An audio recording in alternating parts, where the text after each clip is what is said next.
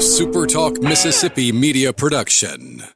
At Community Bank, we're more than a place to manage your money. We're your neighbors and trusted financial advisors. For decades, we've helped families, small businesses, and individuals achieve their dreams. We're dedicated to your success every step of the way. Community Bank, member FDIC. Oh, yeah.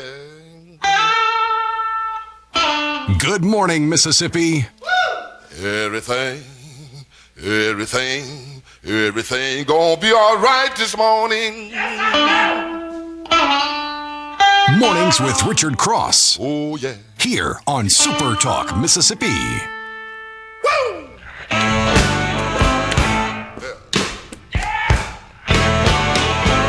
Now, when I was a young boy, at the age of 5. Oh, yeah, give us some blues this morning. Good morning, Mississippi. It is Election Day. I hope you take time to get out and vote today. Of course, the polls, as you probably know, are open 7 to 7. Some important races up for grabs today. I hope that you'll get out. And I hate coming to work without my little sticker, Lance, that says, I voted. I guess too early. It's too early, isn't it? We're going to have to run out after we get done today. How are you this morning? I am doing great. You know, it's had a nice little gully washer through the weekend, got some of that pollen washed down, and the plants, I think, are enjoying it. My grass greened up, the azaleas are starting to bloom, and the roses are got that maroon tint. They're motivated. I can't believe how it seems like overnight everything has just started blooming, hasn't it? It takes no time flat. I was doing a gardening show for years with Nellie. Man, I've learned so much. But yeah, it's that moment. It just pop. Yeah. It comes on. The light comes on for them. They're ready to go. Well, I'm looking forward to the pollen being dropped. As you can tell, my voice is a little bit erratic today. It's just that pollen that's in the air. It's that yellow season, and boy, I tell you what, so many of us are fighting this, and the flu is going around. I've got friends who have COVID. It's that time of the year, and you wouldn't think about it come spring, but that virus is around, and now we've got pollen and sinuses, and my counter looks like I'm a 90-year-old woman with all the, they say that you can tell how old you are by how many meds are on your counter or in your cabinet.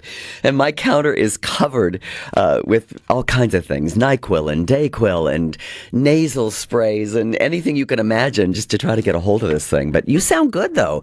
You don't sound like you're impacted by it at all. Well, it's. I think I'm immune at this point. I sit outside so much. I mean, that's basically what I do when I get out of work is stay outside, research, read, hang out with the dogs. And I think over time I just kind of built up some bit of an immunity to the pollen. But, I mean, it has kind of zapped me a little bit as far as my energy. Last week I was sluggish and groggy, and the dogs were. But I feel fine now. I feel like I've gone through the adjustment phase now. So. Yeah, you sound good. I've been in the South a long time, so the pollen, I should be used to it by now, but maybe it's genetics or something. I'm not quite sure. It's so funny because my voice is already pretty deep. And a lot of times when I make phone calls in the morning for business or things that need to be taken care of the house, people will put me on hold and say, "Sir, could you hold, please?" And most of the time I let it go. But sometimes I just have to say, look, my name is Linda. How many men do you know named Linda? Do you know any men named Linda?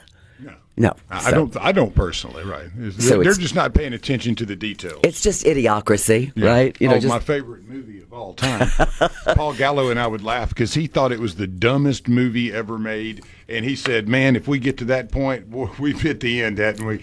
And we would kind of joke about it at times. And as time passed, though, you can kind of start seeing some of these things that you go, wow. If Paul were with us today, he would look and go, every time I see that movie and every year that passes, it seems less stupid, right? Right. Because we get more stupid, right? I mean, I think as a group, maybe, the herd is definitely like the buffalo back in the day where the Indians would just run them off a cliff. And I feel like that's the way we are at times today. We were easily steered. It shouldn't be so easy to steer us, but it seems that we can be manipulated pretty well, whether it be from the the kind of soft money organizations such as USAID used all over the planet to exert influence, or finding a way to use those types of entities here.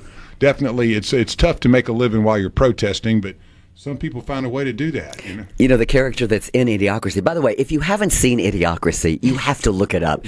It is Mike Judge Jim. It is insane. I've probably seen it 20 times. I mean, it's just crazy, but it's so much fun. And you know, the character that sits in the recliner chair watching TV, and the recliner Dak is also Shepard, it's also married to Kristen Bell, right? I think so. Yeah.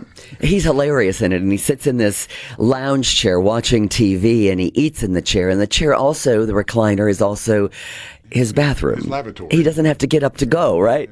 And so it is just so funny. But if you haven't seen it, you've got to see it. But again, the more I see it, the scarier it becomes, because the more true it becomes. I mean, you know, you think about social media. I mean, I try to shop local as much as possible. We dine in local as much as we can. But, you know, I'm a victim of doing a lot of my shopping online, right? So, yeah, so it's just a crazy time right now. Talking about changes, it is election day, and excuse me, I'm going to wipe my drippy nose in case you're watching. But if you're going to the polls today, you know, with the midterms coming up later this year, there is a lot of talk about gas prices. President Trump promises they will drop. They have gone up. Prices per barrel, by the way, in the past 24 hours have dropped. So maybe we'll see that. But right now in Mississippi, the average price for gas is running about $3.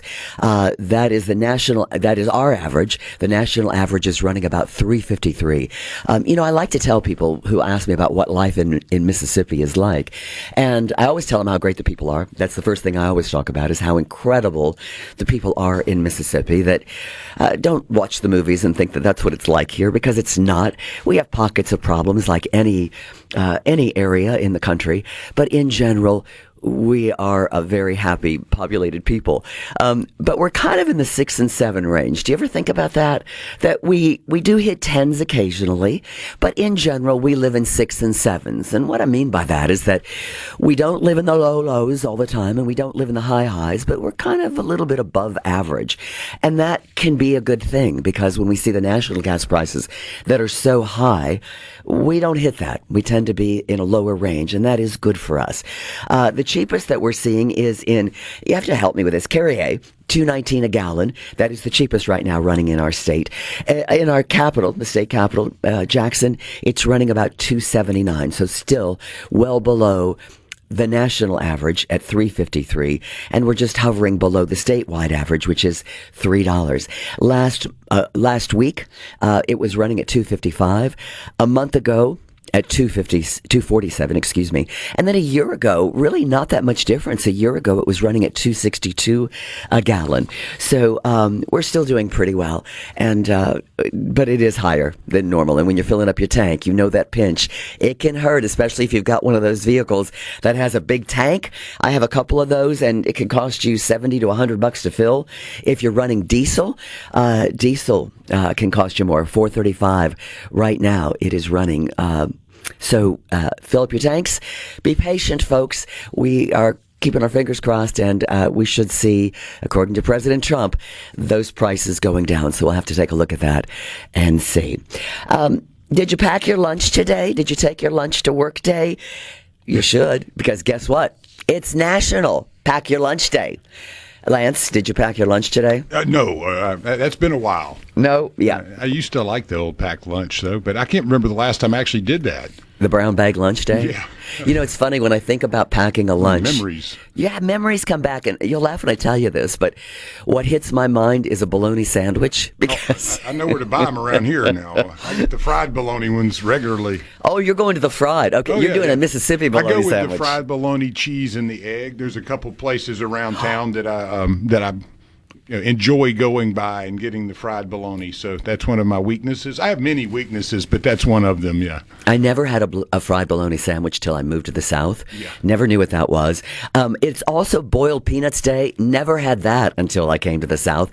And I had a guy that I worked with in the newsroom, an old crusty guy, and he took me to this little restaurant, this little diner in Huntsville, Alabama, and he ordered boiled peanuts and an RC Cola, and dropped those boiled peanuts in that RC Cola and said, "Here, babe, drink up. You call it goobers or something if you do it like that. I never in my life had experienced anything quite like that. And so I learned so much from the South, and the foods that we eat. And, our country is so territorial when it comes to food.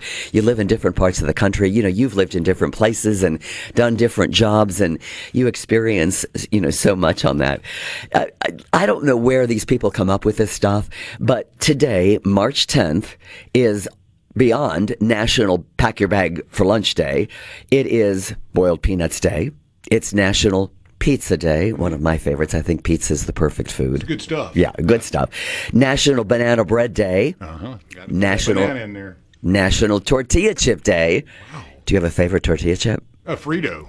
Oh, Frito. That's not a Frito. That's not a real tortilla chip. No, it's the American version of a corn chip. But they're the best when they're fresh. I love a Frito. But no, like they are the Santitas and all those different ones that you can get for like $2 or $3 a bag, and the yellow bag, Cali Dad, those are good. Yeah. I like all of them. I love the barbecue. I have to say, I love the barbecue Fritos. No, yeah, I love those. Those the are chili so good. cheese barbecue. The chili cheese barbecue. Chili cheese and barbecue and regular. Hard to beat any of those. I know. But I love a good tortilla. You can tell when you've been eating them because it's like Cheetos. Your fingers are all nasty looking, no matter how hard you try. It's okay. So on the food level, it is also Chili Day. Uh-oh. National Clam Chowder Day, Cheese Doodle Day, Chocolate Souffle Day, Flapjack Day. How can you eat all of these in one day? I don't know. But the list keeps going and going and going. You're joining us this morning on SuperTalk Mississippi. I'm Linda Allen, filling in for Richard Cross. We got a great morning ahead for you. Hope you'll stick around here on SuperTalk Mississippi. I hide in my music, forget the day, and dream of a girl I used to know. I close my eyes and she slipped away.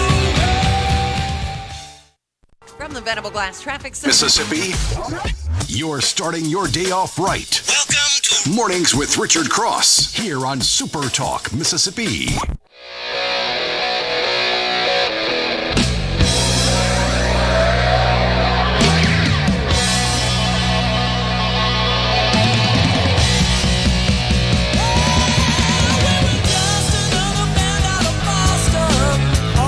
Yeah, I'm a little bit of an old hippie, I guess. Boston, one of my favorite groups from the past, 1970s great hit. Sad news to share with you. Tommy DiCarlo, who ended up being the lead singer for Boston, died yesterday at 60 years old. We've learned from his family that he had brain cancer. He was diagnosed back in September. This is kind of an interesting story because if you'll remember, for those of you that are Boston fans, and you can go back with me, Brad Delp was the original lead singer from the 1970s hit rock group, and he died back in 2007. And Tom DiCarlo was, do you remember MySpace? MySpace, I don't even know if it exists anymore. It was replaced by Facebook, and now we've got X, which was Twitter, and, so many now. But he was apparently singing on MySpace, posted videos, and one of the band members heard him sing and thought, wow, this guy sounds like Brad. Who is he? And they tracked him down, and he was working as an accountant in an office, just, credit bureau, working there, and they brought him on board, and he became the lead singer to fill in after Brad Delp died. And so, what a fascinating story. Isn't it? I mean, it wasn't like they found him on The Voice or something. I mean, he was doing counting the beans for the people. Yeah. Are you familiar with a singer named Teddy Swims? Oh, yeah, definitely. Well, Teddy is a friend of mine, and I met Teddy last year when we did a promotional concert and gave away tickets for the Mississippi Kidney Foundation and took a group of wonderful ladies down to Hollywood, Florida to see Teddy in concert. It was a weekend in Hollywood, Florida for them, and they won the drawing for that. Teddy Swims was basically a line cook at a restaurant. I don't know if it was Chili's or Applebee's or someplace in Atlanta, and was discovered and he was just singing, posting his videos on YouTube. And in fact, if you go to YouTube and look up Teddy Swims, you can see some of his old original stuff. And he looks different. He sings great, but they brought him in and I don't want to say cleaned him up because that sounds disrespectful. But those promotional people come in just like those TV consultants. And today, my God, if they saw my hair, they would have a fit because it's curly and crazy. And, but they kind of got him looking suave and debonair and lost some weight. And, he's got tattoos on his hands and his face and his feet. And hide that, right. Yeah. Tough to hide the face tat. Yeah, but they didn't. No. They let him be who he is, and he's an incredible singer. And of course, now a multi-million-dollar platinum singer. He was up for Grammy last year. He was up for Best New Artist for the year. Chappell Roan knocked him out, if you know who Chappell Roan is. But Teddy's an incredible singer, but found on YouTube. And so, you just never know where some of these people come from. And so, but sad news to share about Tommy DiCarlo. Also on this date, we lost Andy Gibb. Do you remember Andy Gibb? Of course. The youngest Gibb brother. He was young and hot and sexy and cool, and had a terrible drug problem, and actually died of a heart attack, if I'm not mistaken, but lost him at a very young age due to all the drugs and things that affected his heart and his health. But what an incredible singer there too. But we'll have a couple of our listeners that are not the biggest Bee Gees fans, and I challenge them every now and again, and they tell me they'll never tune into the show again if I play Bee Gees. But it's a different era. It's kind of like Blondie and the Bee Gees, and there was a specific window in there where that was all the hottest stuff. That's what the clubs were doing. That's what everything was. Disco, and then all of a sudden, the day the disco died, I think they blew up a bunch of records in the stadium. Was it Milwaukee or somewhere? Well, they started, they did it everywhere then, and it became a huge thing, a radio station. I have to look that up. I can't remember what station it was. I'm trying to remember which one it was. But they did a big burn, and I have to tell you, I loved disco music. I was pretty young, and I was sneaking into, you'll laugh when I tell you this, but I grew up in Indianapolis, and I was like 14, 15, going on 30. And my girlfriend and I would sneak out. We would tell our friends, my mom and dad, we told them that we were going to a movie. And we would sneak out, and we had disco clothes. And we would go to the Ramada Inn at the Indianapolis airport. And back then in the day, they didn't check for carding. They didn't do anything. We just wanted to dance. I don't even think we drank any liquor or alcohol. That wasn't our jam, our passion. We wanted the music, and we wanted to dance. And we always dreamed of opening our own disco club. Heck yeah. And of course, Studio 54 was huge. And so here I was, this young teenager sneaking into clubs to dance, and we just loved the music. And I still love it. I still love to listen to it. Thursday, July the 12th, 1979, Disco Demolition Night. At Comiskey Park, Chicago, Illinois. That was the one, and it turned into an absolute riot, if I remember. Yeah. But that was officially the night that disco died. I should remember that. I was born in Chicago. So, my family's all from there. So, I still love it. I still love to hear it. I think it's fun. You can go on Sirius and other networks, and you can still go to a disco station and hear it. It just brings back great memories for me. So, to that listener out there that hates it, okay. But you got to celebrate Barry. You got to celebrate Robin Morris, Ernest Gibb, and Andy Gibb. Those guys, notes they could hit, right? Man, are you kidding? I think it was the pants. They were so tight that it allowed you to get that octave higher. Maybe, I don't know, but trust me, I'm a fan of their music of that era. It was Saturday unique. Night Fever. I mean, they were the whole album basically. Yeah. I loved it when movies actually had soundtracks. Band. They did the whole thing. Like Kenny Loggins owned them there for a while. I'm all right. Yeah. So great. But yeah, Andy was the young one. They all were just really cool guys, it seemed. But some of them, I can't remember, was it the... Did all of them have issues with drugs? I can't remember. I don't think so. I don't think so. I don't think so. The older two, I don't believe, did. But again, I'm not an expert. Morris and Barry, and I think Barry did. Yeah. But the other two, I think, were pretty clean. And the middle two. And I say clean. You have to remember the times too. Yeah. Because people today call themselves California sober. They don't drink alcohol, but they love a gummy or a weed. And so, or flower, as one of my friends likes to call it, doesn't marijuana. It's like, Linda, you're dating yourself. Call it weed or call it flower. And of course, now we have dispensaries all over the place. But I got the Lance. You can't use Blondie and Bee Gees in the same sentence. Yeah, it's the fairly same genre. I mean, Blondie's a little later, but at the same time, I mean, it's disco. Yeah. Oh, well, yeah, if you think about it, though, back in the early 80s, the movie that came out, American Gigolo, remember that? American Gigolo had a lot of Blondie soundtracks in there. And that I remember working at a radio station at the time. I was in college, and we gave away tickets. We were promoting American Gigolo, and none of us really knew what it was like. And I was young, and I was working at a radio station full-time while going to college full-time. And I'll never forget it. I was very young, and I was taking this group that won the tickets from the radio station to see American Gigolo. And if you've ever seen the movie, the Richard Gere Gere, yeah. With the 80s tie. And all that, the 80s. The actress that had the space between her teeth, who was a famous model, was Lauren in it. Hutton. Yeah, Lauren Hutton was in it. And she's such a cutie. We had our radio winners walk out on the movie because it was so risque for the time, Well, and you also had Hector Elizondo was in that. He's in like every movie. He sure was, wasn't he? He's in like every movie too. Yeah, so it was a pimp movie basically. Exactly. Yeah, and so to be honest, it was a pimp movie. He was a gigolo. What do you before expect? I mean, the title itself should have told us what it was about, right? Yeah, before social media. Yeah. Basically.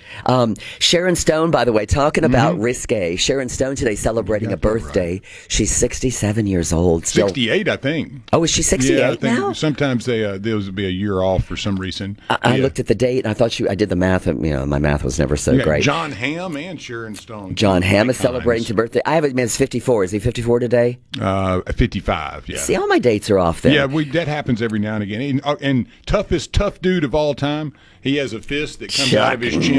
Chuck Norris, come on, man. What is the thing he does with Christy Brinkley? He has that workout center. It's kind of a Pilates reformer. Makes a lot of money on that. He's 86 years old, and he looks like he's about 55, and he has that workout set up that he's been doing for quite some time. Eats healthy. Lives a good life, apparently, and made a bunch of cheap movies that made a ton of money, man, and became a cultural phenomenon still, right? Yeah. Well, and the starting point with him was, he was just a karate dude. I know. And he wanted to beat up Bruce Lee. That was the thing. They had a real good rivalry back in the day, and he felt that Bruce Lee wasn't a real karate man, and Chuck Norris, was the main tough dude. So, yeah, I mean, those old rivalries and things like that we forget about today.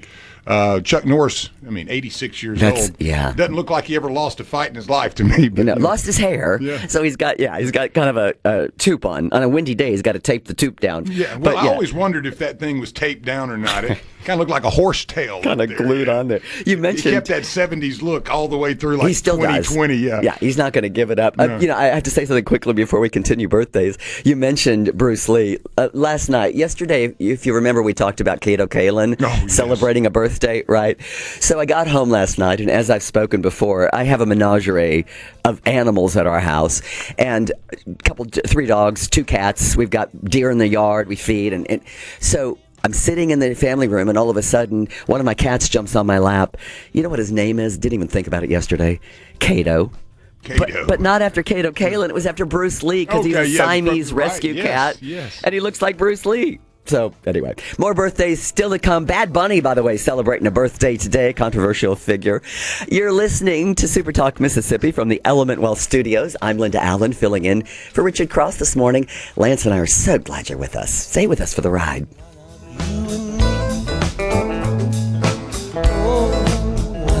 You and me. That's getting there. That's getting more. From the Seabrook. Being said in the halls of the Capitol, you're in the right place. Mornings with Richard Cross continues on Super Talk Mississippi.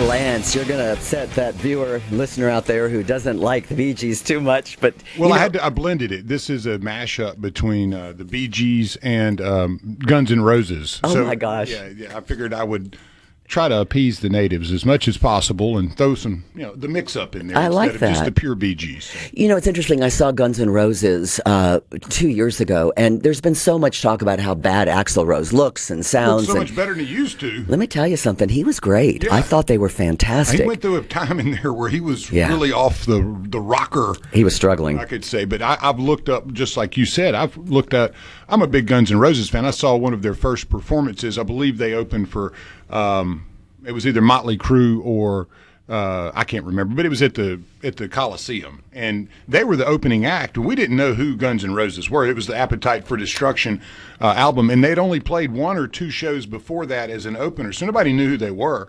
And we got there lucky early, and sat back, and we were young. I mean, we were like 12 years old or Oh, my 13. gosh. You remember back when the parents would drop you off Yeah, and come I pick remember you that. back up in the big, station wagon and all that. And we were sitting there, and all of a sudden, this guy comes slithering around on stage, and this dude with a top hat and smoke everywhere. And all of a sudden, they lead into, I think it was Welcome to the Jungle. Oh, my gosh. And we all looked at each other like, what is this? What is this? So I don't even remember the who actually was the lead, but we went as soon as that was over out into the lobby area and bought all the swag you could possibly buy. And my first record, and I was, I had a little record player in the bedroom, but I bought that as an album because I wanted the cover art and all the stories. yeah, I and all remember that. opening the And I remember album covers, This yeah. guy named Axl Rose, like who has a name like Yeah. Axl Rose, and then Slash, and they were the coolest people ever.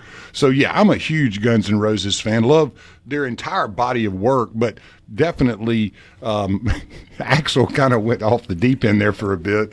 Yeah, but man, he looks great now. I was so happy to see that. He sounds good. Yeah. Like any artist that gets older, his voice can't hit the ranges that he did before. No. But he's been able to kind of change things out and make them sound good.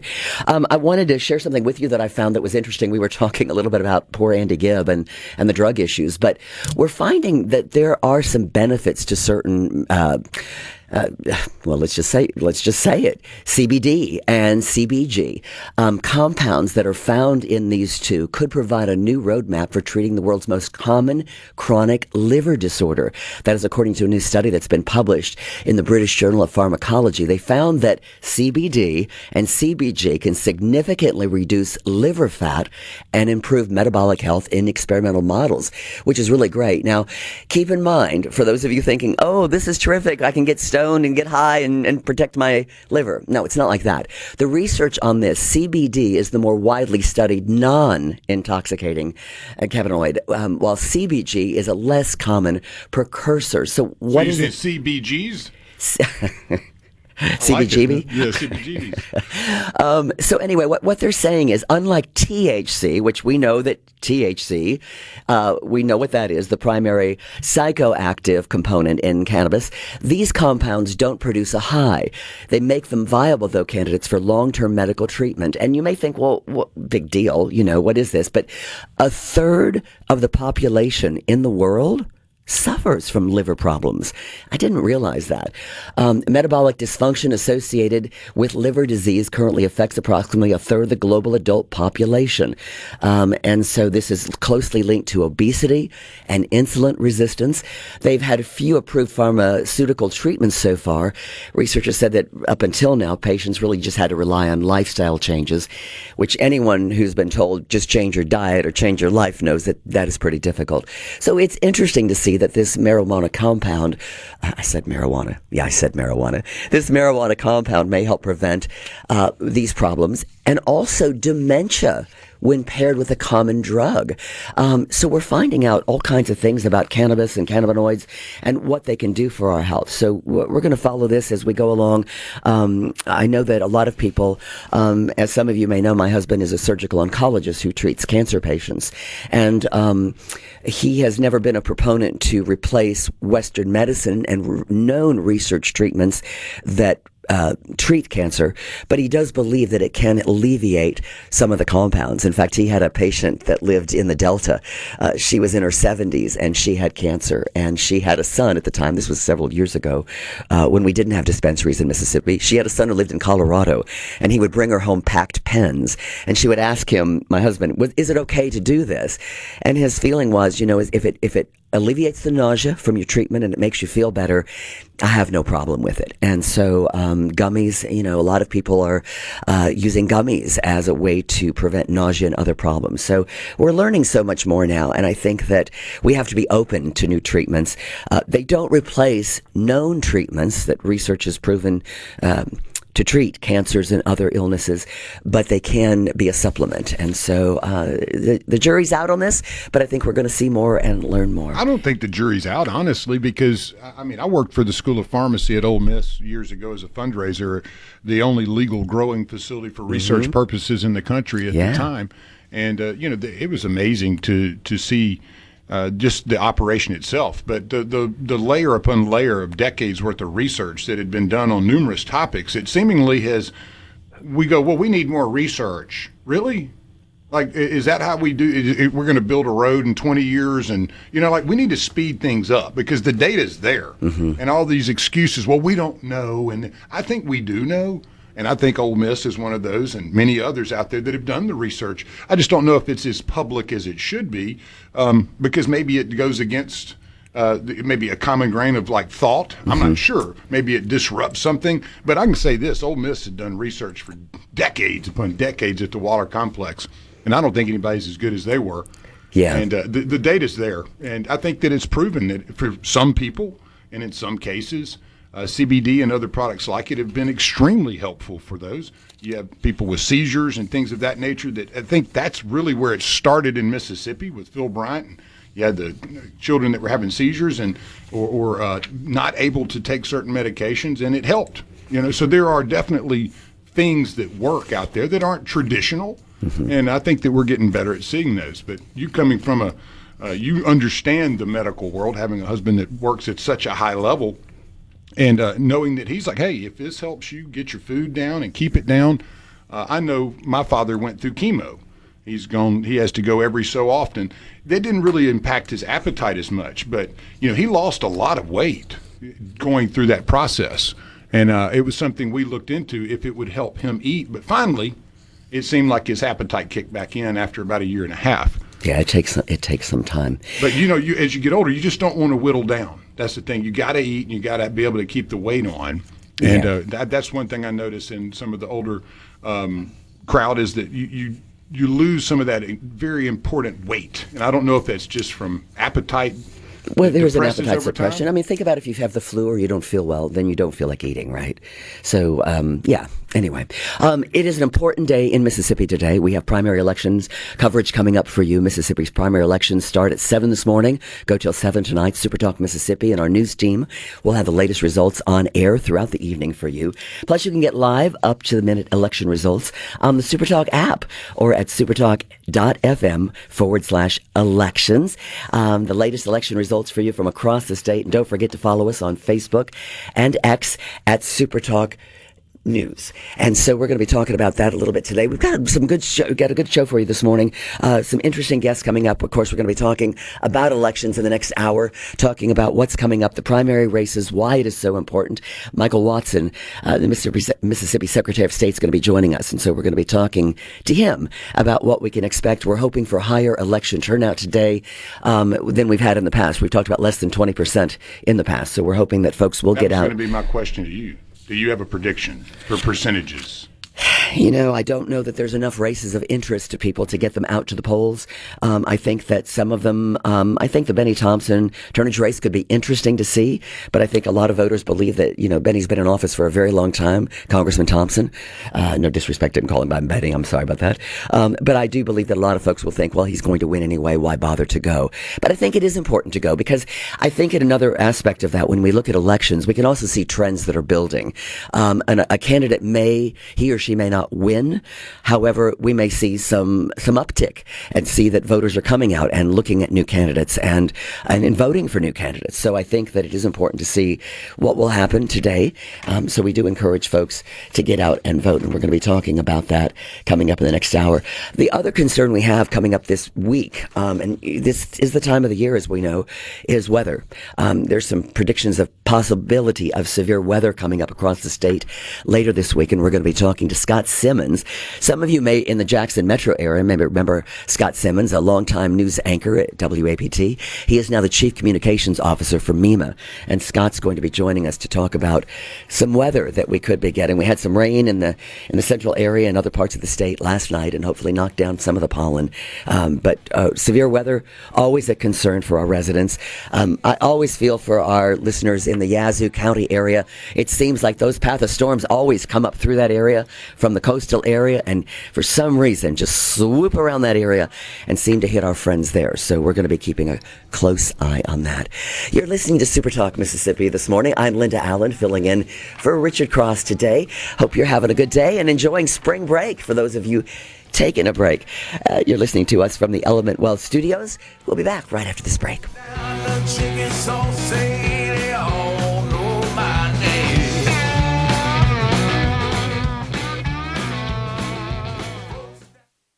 From the Venable Glass Track on Mississippi politics. Mornings with Richard Cross on Super Talk Mississippi.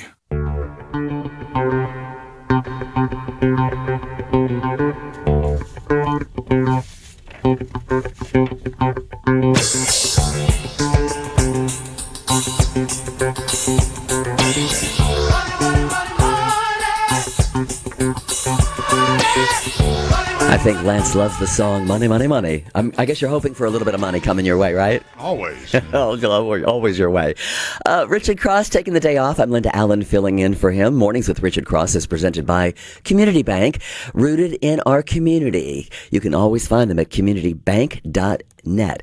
At Community Bank, they're more than just a place to manage your money. They're your neighbors, your partners, and your trusted financial advisors. For decades, Community Bank has been rooted in the community, helping families and small businesses and individuals achieve their dreams. Whether it's opening your first savings account, planning for a brighter future, or growing your business, Community Bank is there every step of the way. Dedicated to their customers, committed to your success, and always here when you need them. Community Bank, rooted in our community, a member of FDIC. We were talking about elections today. Mississippians will be heading to the polls today. We're going to be choosing party nominees for the U.S. House and U.S. Senate races. Incumbent U.S. Senator Cindy Hyde-Smith, who has held the seat since 2018, will face fellow Republican Sarah Adlaka. Democrat Scott Cullum, Albert R. Little, and Priscilla Till will face off for their party's nomination. In Mississippi's 2nd Congressional District, U.S. Representative Benny Thompson, who's been in Congress, gosh, it's hard to believe, almost 33 years, faces Democratic challenger Evan Sturnage and Curtis Herman Williams III. Ron Eller and Kevin Wilson are on the Republican ticket. We had Aaron Rice in yesterday talking a little bit about the elections. He is the Republican Party chair for Madison County, and he said that we really should watch the race with Representative Benny Thompson and with Evan Turnage, because he says that although he doesn't believe that Turnage will upset the race, he does think that it could be an indicator that we should be watching that to see, because Turnage, he believes, is a really viable candidate, young and up and coming in the party, and so that'll be an interesting race to watch. In the 3rd Congressional District, incumbent U.S. Representative Michael Guest, a Republican, and Michael Chiriadio, a Democrat, are both unopposed. Runoff elections, if needed, will be coming up next month on April 7th. The general election, just to put on your calendar, is November 3rd. Again, today, as you know, is I hate to say this because people know this, but polls will be open from 7 to 7 in Mississippi. If you're in line by 7 o'clock, you still will be allowed to cast your ballot. That is according to state law. And again, we will be covering all of this today, watching the polls, the turnout, with our primary election coverage beginning tonight right here on Super Talk Mississippi. Are you one to vote in the afternoon? Do you go right after work? Do you go home and take a nap? Lance, what do you typically try to do? Oh, I'm going to get out of here at a certain time and then go straight to it, because there won't be anyone there. That's a good idea. Yeah, just in and out. Yeah, except lunchtime can be pretty crazy too. But we do encourage everyone to get out and vote today. So it's an important date for our state, so please get out and vote. Are you a pickleball player? No, I don't have an orthopedist on speed dial. If that's what you're asking. You know, it is true, especially in Florida where pickleball is huge. It's gigantic. And orthopedists say that they're pretty busy on Mondays after a weekend of play. I think it's interesting to note that there was a Florida couple that actually is facing some serious charges for a pickleball fight. It happened in Port Orange, which is, if you know the area, it's a little bit south of Daytona Beach. And they got into a fight involving about 20 people, and a 63-year-old and his wife were arrested after they assaulted multiple people, including a 70-year-old man. I don't mean to be laughing about this. It's pretty sad. Apparently, victims say the match got really heated after Anthony Espienzia accused his opponent of crossing into the kitchen. Now, if you play pickleball, you know that the kitchen is a restricted area of the court. The teams started yelling at each other, and then apparently Anthony Espienzia, I guess I'm not pronouncing that correctly, punched one of the victims and struck him in the face with a pickleball paddle. Oh my gosh! I mean, can you imagine that? Hockey. They called like hockey on a dry court, right? The 70-year-old individual attempted to break up the fight, got involved in the fight, and ended up on the ground. One of the victims was transported to a local hospital with lacerations above his eye, possibly permanent scarring from this. The couple fled the scene to their home, where they were later arrested and booked into a local jail. They are going to be appearing in court again next month. How can a fun game turn into something so crazy? I mean, it might have been some of that yellow water involved. I'm not sure. I'm guessing here, though. Did you say yellow water? Yellow water, yeah, beer water. Oh, beer water. Is that what that is? Might have been something like that going on. You get a little bit more ambitious with your mouth sometimes when you get a little bit too much alcohol in you. So it sounds like maybe that might have had something to do with it. That's Whether crazy. there was some long-standing rivalry, between pickleball competitors. You never know. There could have been something like that. Well, you'd think when you get in your 60s and 70s that you just kind of slow down and you really just don't want to fight with anybody, right? Yeah. You and I had this dialogue yesterday a little bit after the show that, the older you get, the less you want to talk to people. You just kind of want to... You want to do your thing, yeah. You want to escape into the abyss. You just kind of get tired. And, I guess that's why I collect more animals. You get to the point where it's kind of like I like my animals sometimes more than I like some people. People just can be so disrespectful to one another and not very kind. And so, but anyway, I thought that was kind of fun and kind of interesting. We're coming up at the top of the hour here. Just a reminder to you that we're going to be watching and listening to Fox News, followed by SuperTalk Mississippi. Thanks for joining us this morning. See that woman dressed up for me.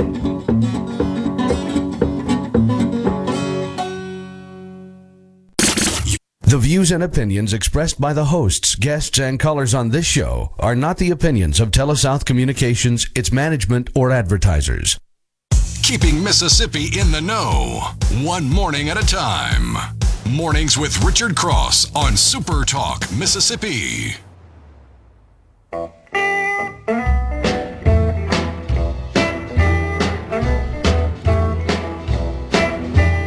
Good morning, Mississippi. I'm Linda Allen filling in for Richard Cross this morning on Super Talk. It is 7:06, a Tuesday morning, and it is Election Day in Mississippi. All eyes are on what's going to happen throughout the day today. Polls are open from 7 until 7. We talked a little bit in the last hour about these races. We are one of 4 states that are holding primaries today to elect party representatives for the midterms that'll be coming up this fall. The midterms, a big conversation right now. And President Trump and what's happening in Iran and Israel and overseas, oil prices, gas prices, the economy, prices at the grocery store, all will be playing a part. As we know, when it comes to elections, the economy always plays a part in how we feel when we go to the polls. So these midterms are important for Mississippi. We have some key races that are coming up as we hold this for our midterms. Several key primary elections are going to be taking place to determine how competitive Mississippi can be going into the general election coming up. We talked a little bit last hour, and we're going to continue to talk about the U.S. Senate race that's going on. Senator Cindy Hyde-Smith, the Republican from Mississippi, is running for re-election today. She was first appointed back in 2018. She's made illegal immigration, gun rights, anti-abortion issues, her primary fixtures for her reelection campaign. This is an interesting question. Most of her ads, if not all of her ads, have had President Trump supporting her. So the question is, right now, with the polls that we see with President Trump not as popular with voters as he has been in the past, it's been a rough year, will that be positive for her? Or will that be a negative? Those that are sitting on the fence when they see the ads that are endorsed by President Trump saying how great she is and how much he supports her, will that hurt her or help her? Obviously, for those conservatives who are pro-Trump, Republicans, diehards, I don't believe it's going to make a difference at all. But for those of you sitting on the fence, the question is, does it make a difference? Does it help in her candidacy as she is running for re-election? She faces a challenger in the Republican primary from Sarah Adkala, Mississippi physician. She has run on a race basically talking about policy goals and her background and stances. She's calling for reducing taxes, increasing workforce education, and greater defense spending. You know, we build a lot of ships on the coast, and she is supporting that. She's put a lot of attention to several military installations in our state and their role in shoring up more defense spending and continued shipbuilding. She believes that it's also about supporting smaller businesses and making businesses throughout our state viable and giving them the support that they need. So it'll be interesting to see how that goes for her as we watch that particular race and how that will go. We've talked about all 4 districts in Mississippi holding primary elections today for the U.S. House. The District 1 incumbent, Representative Trent Kelly, is the only Republican candidate running in that district. Cliff Johnson, a law professor, and Kevin Buck, a former member of the Mississippi House of Representatives, they are running to face off against Kelly on the Democratic ticket. Johnson has focused his campaign on increased education quality, lowering health care costs, and lowering grocery prices, which is important to all Mississippians. I mean, we can't stress enough lowering health care costs. If you got your bills in December or January telling you about your upticks, we all know they are pinching us tight. Healthcare costs continue to rise. And sadly, and I'll speak for myself amongst others that I've talked with, it seems like we're paying more and getting less. If you go to the doctor's office, you see that insurance coverage is less, and it's harder and harder to get in to see good practicing physicians because they are just covered up right now. In Mississippi's 2nd Congressional District, Benny Thompson is looking to hold on to his seat. He's been in office almost 33 years. Evan Turnage, a 34-year-old practicing attorney, is challenging Thompson for the Democratic nomination in this 2nd congressional seat. Turnage has advocated for holding government officials accountable for managing stock portfolios and for trading. So we'll be watching these races as they unfold throughout the state. Of course, we won't know anything until after 7 o'clock, but we will be able to see through polling places what kind of turnout we're going to see, and hopefully we will be seeing a much higher turnout in the races than we have seen in the past. Well, you know, Mr. Turnage is going to be very popular with his fellow House members if he wins that. You know, wanting to get rid of the insider trading and stock trading. Mm-hmm. I'm sure none of those up there will have a problem with that one bit. So we shouldn't have had a problem to begin with, right? I mean, It's illegal, and yet we see so much of that, and as we see so many of our lawmakers across the nation, not just in Mississippi, but they go into office as humble, hardworking men and women, and somehow many of them end up multimillionaires. And so it's kind of like the NIL Act we've been talking about in sports. How is it that these athletes can make so much money and then not pay taxes? That's a proposal in the Mississippi House, and we're going to be talking about that throughout the day too, because we'll know more about that in the coming days as to whether or not that'll go through.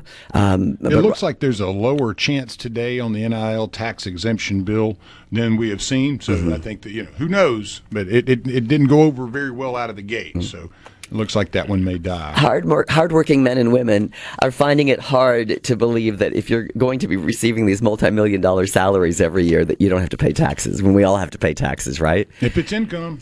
If it's income, you got to pay the price. And yeah, we all hate taxes. But, that is part of life and what we have to do. So just a reminder to you that you can watch all of the coverage or listen to all of the coverage from our news team. They'll be starting throughout the day. And then, of course, tonight they'll be giving you primary election coverage throughout the day. You can also go and check out at SuperTalk News all of the candidates that are running, their platforms, and what they're running on. And so when you go to the polls, you'll be better educated as to what issues they're pushing forward and whether or not you believe in those issues. Please, please, please don't go to the polls without being informed. That's almost worse than not going to the polls at all, because if you don't know who you're voting for, your vote really isn't having the power that it should have. So do a little education today. Read about the candidates if you don't already have a favorite or aren't already aware of them. And that way, when you go to the polls and you see the names there, you'll know who you're voting for and the importance of that today. Did you remember, it was several months ago when Mr. Cullum had the kind of make-believe phone call with Senator Cindy Hyde-Smith where he, questioned her, and it was weird. I think we've forgotten about that craziness as we've gotten to today, but that'll be an interesting one to watch to me is Cindy Hyde-Smith and Cullum, if Cullum wins that, because of it just had that feel of weird back, I don't know how many months ago it was, but we covered the story. And it was just one of those strange events that happens in politics. It doesn't seem to happen anywhere else. And then we forget about it so quickly. But I have a feeling that one's going to come back up. That kind of weird little phone call that was a staged event where he called, an actress or somebody and pretending to be the senator. That was one of the weirder things I've ever seen in politics, and I've been following him for most of my life. Yeah, in the state of Mississippi, we've seen a Mississippian trucker who ran for the presidency, right? We've seen an Elvis candidate run for office multiple times, an Elvis impersonator candidate run for office. Didn't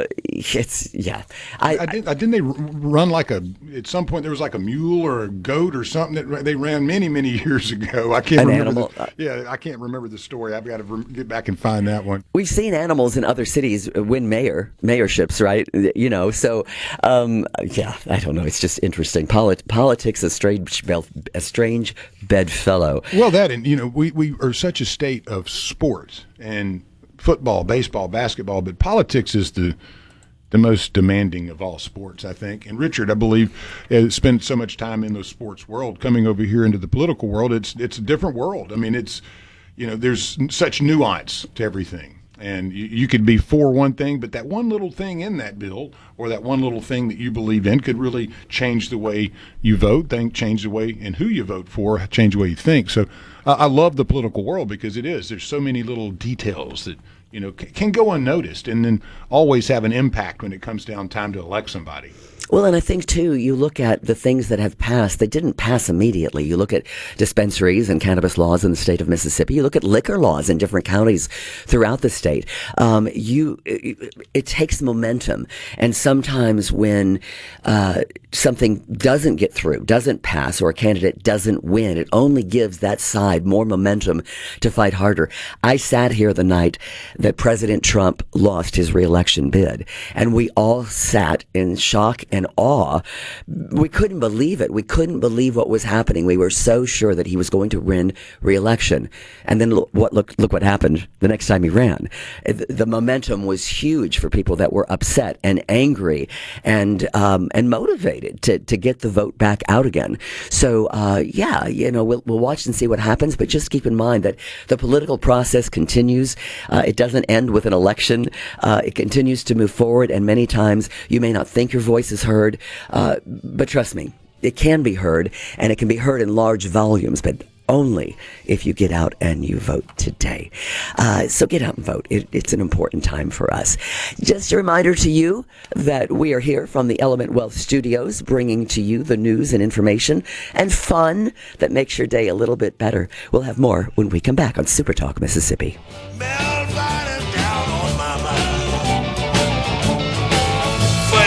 Stop at the whiskey store. I'm gonna buy me a jug of wine. First, I'm gonna stop at the whiskey store. I'm gonna buy me a jug of wine. I'm gonna hit the highway. They call Highway 49. From the Venable Glass Traffic. Know where the news is going next. Mornings with Richard Cross on Super Talk, Mississippi. Sweet Jane, the sweet chain. Waiting for Jimmy down in the alley. Waiting there for him to come back home. Just a reminder, you can watch SuperTalk TV on Roku, Amazon Fire TV, C-Spire TV, and YouTube. You can watch SuperTalk Mississippi on your computer, your mobile device. You can watch it on all of these Amazon Fire TV devices. And now you can watch SuperTalk TV live on C-Spire TV. If you have C-Spire TV, you can find SuperTalk TV on channel 70 right next to the Weather Channel. Just go to supertalk.fm/connect to find out more. You know, that's the thing. Back in the old days of radio, you didn't have to worry about your makeup or your hair or what you were wearing. And in these days, everything is streaming. Everything is available to everyone at any moment of the day. And so it's kind of fascinating. It's fun, but also a little bit limiting, don't you think? But well, Lance, if you got you're all so those, handsome. What does it matter? I don't ever turn the camera around, so I don't want to break anything. But if we may have some folks out with their youngsters today with the early morning. I know it's spring break. You got the youth turkey hunt at the end of the week. Oh. We'll start having the full season kick in. But if you're out there and you have a wonderful day with a youngster and you get you a big turkey, you know how I feel about this stuff. Take us a picture. Send it on into the text line. I know, y'all know how I feel about the outdoors. So anytime y'all can share something with us like that, father-son, father-daughter, mother, bring it on. Love to see that. And I hope everybody's having if you're on spring break, you're having a good one. I know it's wet, so we're going to be having some more wetness. Yeah. Well, but at least you're at home. There's been some reports that they're having trouble in Jackson at the Jackson Evers International Airport. Going with that. With the DHS shutdown, you've got a mess going on out there. Long lines everywhere. If you're encountering some of that, you can thank your congressman for shutting down DHS and not funding it. So. Yeah, typically political battles in the Jackson metro area. If you drive in to fly out of Jackson, it's so easy. You within an hour or two, less than 2 hours, you can be through the airport, through TSA, and waiting to take your flight. But now they're saying that they are facing delays because we have TSA workers who are working without pay. We have some that are not on the job at all, not coming in. They've been paid in 3 to 4 weeks. Yeah, that's tough. And we're seeing nationally, we're seeing an uptick in not much, but a percentage higher. 4% are expected to travel, a 4% increase in spring travelers flying this year. Nearly 3 million passengers are expected to fly between March and April, and spring break underway this week, I think, next week throughout the state. It depends on whether you have children in private school or public schools. But did you get to go on a lot of family vacations when you were a kid? Definitely. We went to the beach a lot as children, but have a club over in the Issaquah County area and spent a lot of time there and traveled as much as possible. But playing sports throughout my life, it was a lot of travel for sports, and you kind of parlay that into unique experiences. But as my sister and I got into college, we would definitely all kind of coming from different areas. After college, we'd fly into New York or Breckenridge. We'd drive over from Boulder or do something as a group, or L.A. So, yes, had a wonderful experience with family and travel, and can't complain at all. Yeah, lived in Mexico for a little bit, You got to cherish those moments, right? Oh, I love them. I mean, and still having my parents is such a treat. They've seen so much, and it's funny having conversations with them about the political world we live in today, such as an ID being a hard thing to comprehend of why you would need that to go vote. One of our listeners said that they had their voter ID card, but you have to have actual photo ID now, and so a lot of people are surprised by that. I fly in and out of town once a month at least, and I am surprised by the people who still try to get through TSA or try to check in without a valid ID. And you need to make sure that you do have a photo ID when you go to the polls. This has been kicked around a little bit lately, and I never thought I would see or hear about it in my lifetime again. But there is some talk about a draft being imposed again. And this is pretty frightening. For those of you that have lived through drafts, you know that it's a very tense time for families, for Americans, for men and women now. But there has been talk now as we look at what's happening. You can call it an offensive, you can call it a war, whatever you want to call it. But what's happening in Iran, there are new talks emerging about the possibility of a U.S. military draft. No official plans have been announced, but a White House Press Secretary Carolyn Leavitt said that President Trump is keeping every option open on the table when asked directly about the possibility of a draft. on Fox News. Now that, my gosh, that is so startling to me. According to the rules of the Selective Service System, known as the SSS, Congress and the President have to approve a draft. The action would activate the Selective Service, which requires all men in the U.S., including citizens and immigrants. That says all men. That's interesting to me. All men, including citizens and immigrants, to register within 30 days of their 18th birthday. By law, right now, only men can be drafted, despite recent efforts to expand eligibility to include women. This is going to go over real well at the midterms, I can bet. Yeah. Even the talk of it is frightening. That's not going. It's about like the NIL question here, or if you want to talk about the ABC, and say that's not going to go over well when.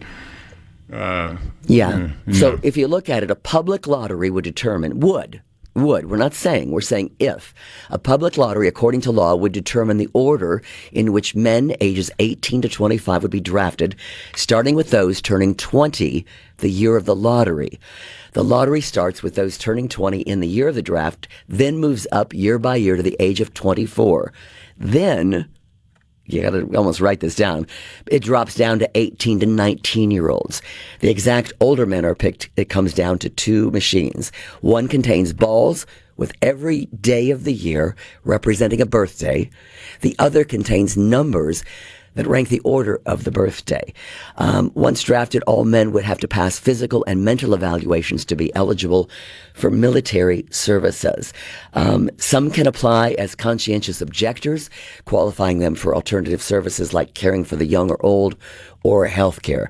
Appeal boards process then claims and delivers the first inductees to the military within 193 days of an authorized draft. So again, nothing official. But when you hear Carolyn Leavitt talk about this and say, we're keeping every option open on the table, that is frightening to me. That is so frightening to me.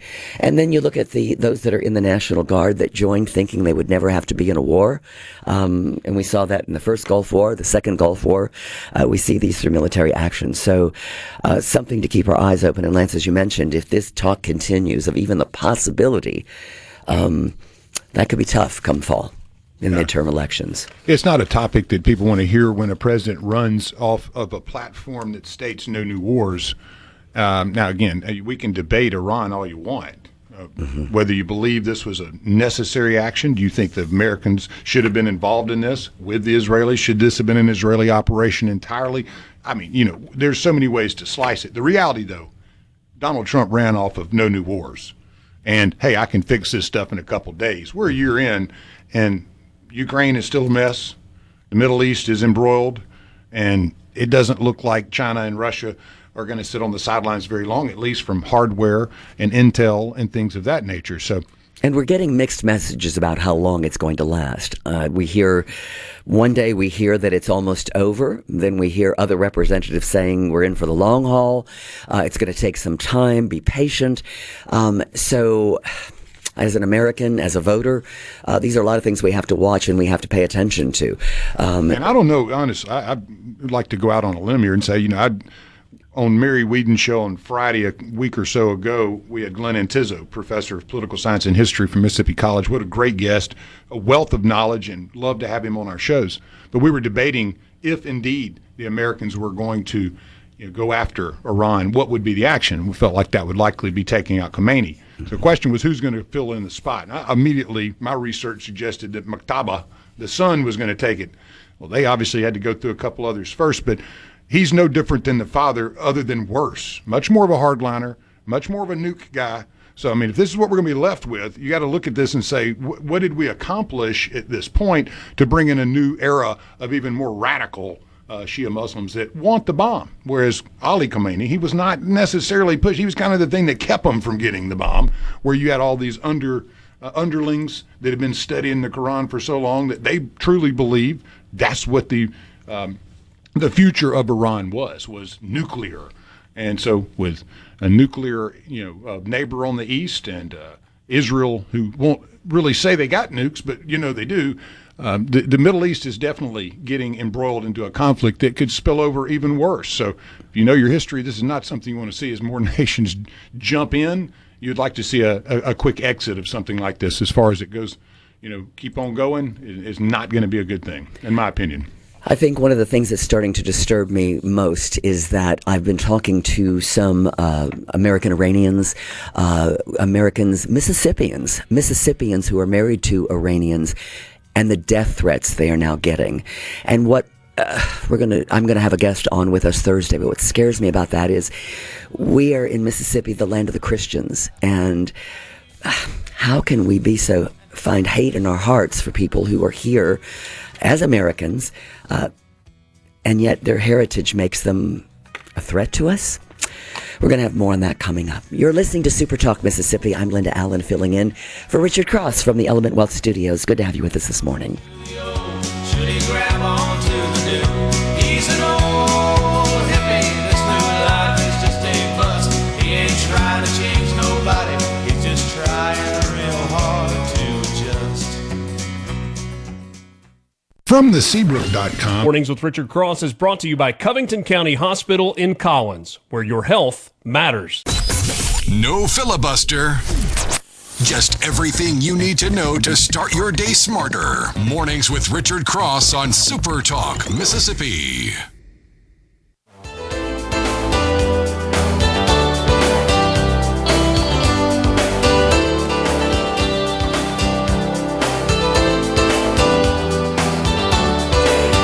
Well, that's just the way it is, unless you vote to change it. Today is Election Day in Mississippi, an important day to get out, to use your privilege, use your voice, make your voice known. We have some important races coming up today. We want to fill you in on more of those if you haven't been following it. Our guest this morning, Michael Watson, our Mississippi Secretary of State. Good morning to you. Good morning. How's it going? I'm doing well. How are you today? I know a busy day ahead. I would assume you've started early this morning. Of course, we got a busy day today. The office does a fantastic job of getting everything ready for the morning, and then I'll be out and about today, going to different precincts around the state. So we don't just talk about election integrity; we actually try to prove it on the ground. So we're going into precincts, making sure the law is being followed, and that we're having good, clean, fair elections. We've had problems across the years on Election Day where we've had polls having missing supplies or not enough people. What are we doing these days to make sure that we're compliant, but we're also open and ready for business, so to speak, for the voters coming in, Michael? Yeah, a couple of things there. Number one, you never have a perfect election. You're going to have maybe a precinct open late, or somebody do something that's just outside of the typical election day that messes maybe a schedule up, or like you mentioned a second ago, there have been precincts in the past that ran out of paper ballots. So what we try to do, again, is just double down. When we hear those issues come up, we reinforce them when we do our trainings for our circuit clerks and poll observers, et cetera. The training information that goes out, typically we'll send just a couple of extra messages on those things that we see across the state from time to time, just to double down on those efforts to reinforce, hey, look, we want as clean and as perfect of an election as possible. Again, these are run by humans, so humans make mistakes from time to time. So if you see something going on today, my hope is that you will give us a call, the Secretary of State's office, your circuit clerk's office, and or use our new app that we have, Text MyGov, and with that, you can text directly to the Secretary of State's office, and we get some feedback there. So all that can be found on our website, which is really important. The allvote.ms, as well as our My Election Day tool on the website. Again, it's full of information for elections. And most of all, again, just really important to get folks out to vote today. That's the issue. I'm sure people are tired of us saying it, but get out to vote. Get out to vote. Get out to vote. Why do we see such apathy? Why are not more Mississippians getting out to vote? A few things there. I think, number one, we all are a society that looks for convenience, and sometimes we forget that the men and women that went to the Battle of the Bulls and Guadalcanal and those other places, they didn't have convenience on their side. They went and fought for it, and many of them gave their whole life for it. So I think we got to get away from this idea that, no, man, it's not easy to go vote. Yes, it is. It's as easy as it's ever been in Mississippi. We talk about the political divisiveness that we see across this country, and people get tired of that. We talk about, quite frankly, we talk about sometimes Republicans and or Democrats. Right now, Republicans, where we go to the polls and we say, well, we're going to do this. And then election comes around and they go into office and they don't do exactly what they told us they're going to do. And they continue to just, bide their time to get their name back on the ballot. that's not good. So when people see that, I think sometimes they think their voice is not valued as much as it should be. The way to do that, though, is to change it. Go to the ballot box and send those folks home so they know that you're paying attention and they know that your voice actually matters and it counts. Michael, what are people going to see differently at the polls this year? Anything new? We've talked a little bit about ID. That is so important now. Incredibly important. In Mississippi, again, one of the leaders in the country when it comes to voter ID. I've been around several states now speaking about the election integrity measures that we've been able to pass through the legislature, so a big tip of the cap to the legislature for that. The mechanisms we've placed in the statewide election management system. These are things on the back end of the system. Kyle Kirkpatrick and our team have done a phenomenal job of that. You won't see those, but you will feel them at the polls because, again, really proud of the work we've done to make sure that we've got integrity in the process. Make sure you take your IDs, and if there's ever a question, talk to your polling manager there to make sure that there's anything that you've got in doubt. And good, most importantly, again, make sure you know your circuit clerks, your elections commissioners, because if you've got an issue on the ground, really important to talk to them. And you can always call us as well. So I hope that folks have a great day today. It's a beautiful day outside, so we need to get as many people out to go vote. We had our absentee numbers were up just a touch from 2022. But again, if you use the absentee numbers to project, we still show below 20% turnout, which is just abysmal. What is the national average? Do you know as far as turnout? Missed that one. Pardon me. The turnout, the national average of turnout, is still? Are we in line when you say below 20%, or are we way below compared to what we would see in other states across the country? In midterms, I don't know that we would be horribly below. I know other states turn out better than us. On average, it tends to be. I bang my head on the wall and I'll say it to them blue in the face. Just the importance of making sure your voice is heard, and that's how you direct the future of this country and our state. And if you don't go vote, man, please get off the keyboard and knock the keyboard warriors out. Quit complaining, because this is your opportunity to get out there and have your voice heard. Again, if your candidate is not doing what they told you they'd do, don't send them back.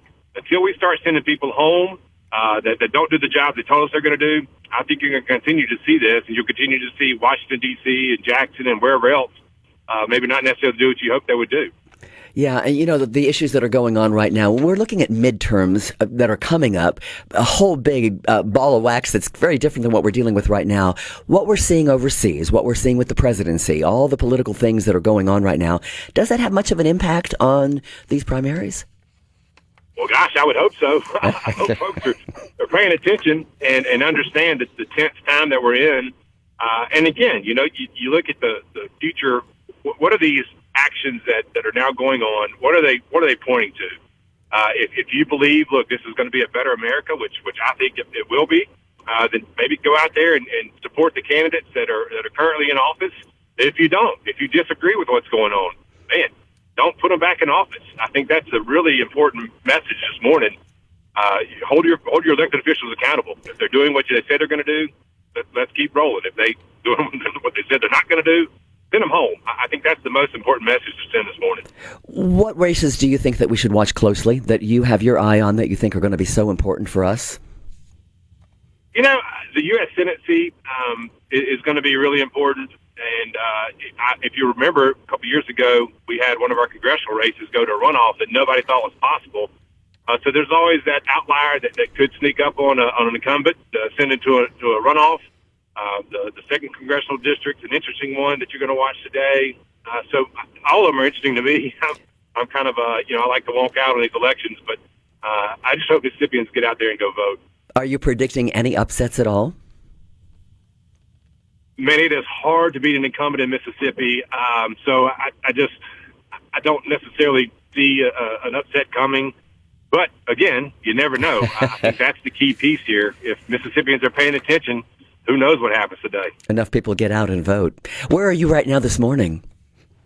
So I'll be along the coast today going to precincts. I'm actually about to drop a bunch of young ladies off at school. My daughters are with me right now. So they actually have a message for Mississippi. So, girls, let's follow Mississippi! They're ready. You're getting them started young, aren't you? I guess that's the key, right? Teach our young how important this is, right? Really important. And again, we do our promote the vote program in schools. We do our ambassador program. We got 75 high school seniors that go out and do voter registration drives in the high school.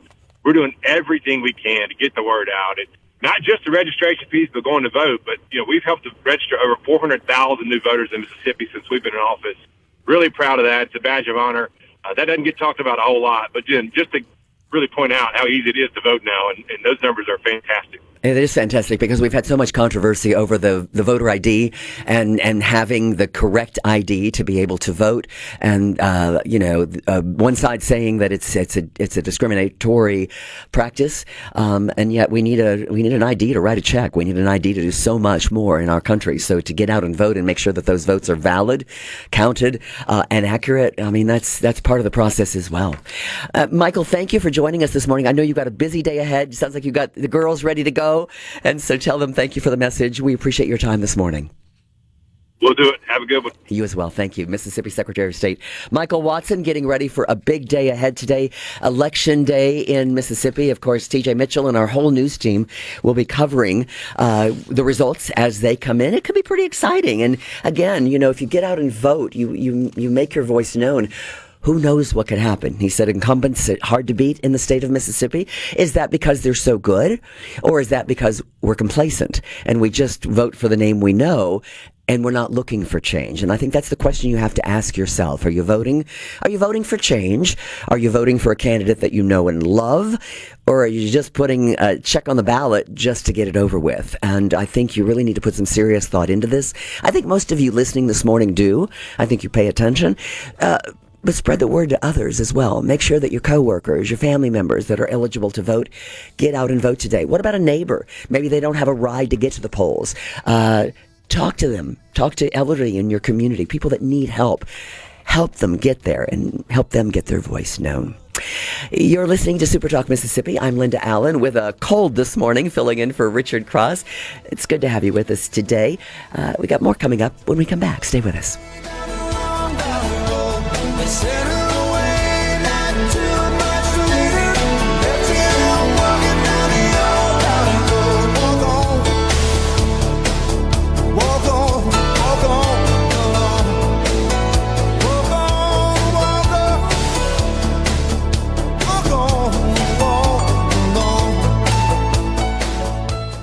From the Venable Glass Traffic.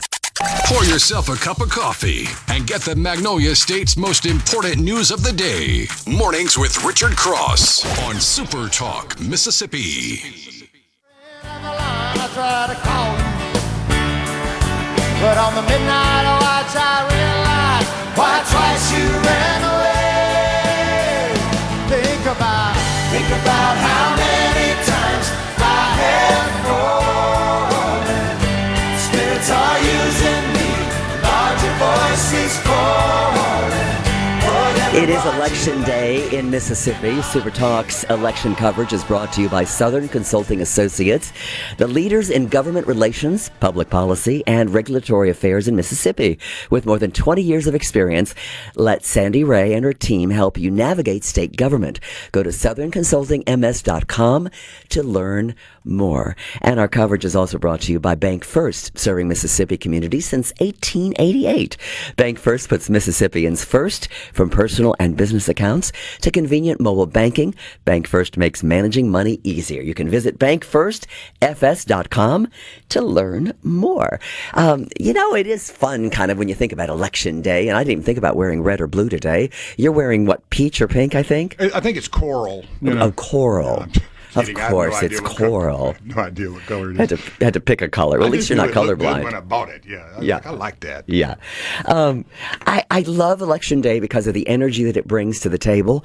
I loved what Michael Watson said about his young girls in the car with him and how they're excited about it. They're not even eligible to vote yet, but getting young people excited about it, I think is so critical and so important. And I don't know that we do such a great job at that. So, History repeats itself. What is that old adage about the greatest predictor of the future is the past or history?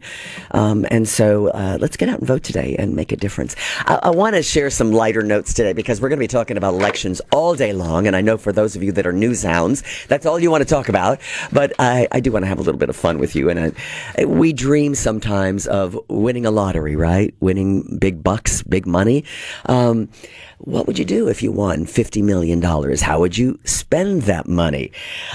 There's a guy that won the largest amount ever in Kentucky history, $167 million in the Kentucky lottery. He won it in April. He won it on a Saturday, but by Wednesday he was arrested and accused of assaulting a police officer.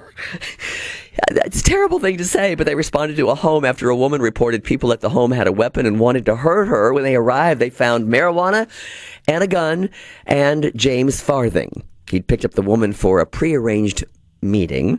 She told police she felt pressured by him to take a gummy. While she was being questioned by police, Farthing allegedly texted her, "Why would you do this to me? It's unreal. I'd never hurt you." He was arrested and charged with intimidating and participating in the legal process. He's due back in court next month. You win that kind of money, and then I guess you spend it on dates? Well, that money doesn't make you smart, obviously. Well, he could use it for an education. Yeah, he could go to school. A great investment. Yeah, you can't. Not investing in the local gentry and a night out probably was not the best choice. But, Anyway, I digress. You and I digress a lot today. What happened to us? I don't know. It must be the cold medicine. What do you think?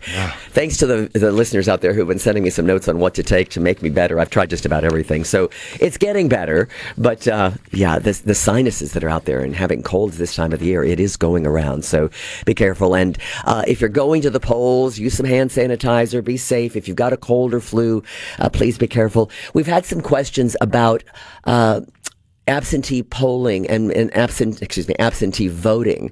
And basically, when you look at that, if you haven't done it so already, you're right on the line and you're pretty much in trouble at this point because mail-in absentee ballots needed to be postmarked by today, which is election day. So absentee ballots by mail had to be received or within 5 days of the business days of the election. So you had to have it postmarked by today, but then they have to receive it within 5 days of the election, which is next Tuesday, and that's in order for it to count. So for those of you that had waited for absentee balloting, it's a little bit late for that, but we did have some questions about that. So you can go to check out, if you want to know more about absentee voting information, I want to make sure that we give you the accurate information. I don't want to give you any of that bad information, but you can go to www.sos.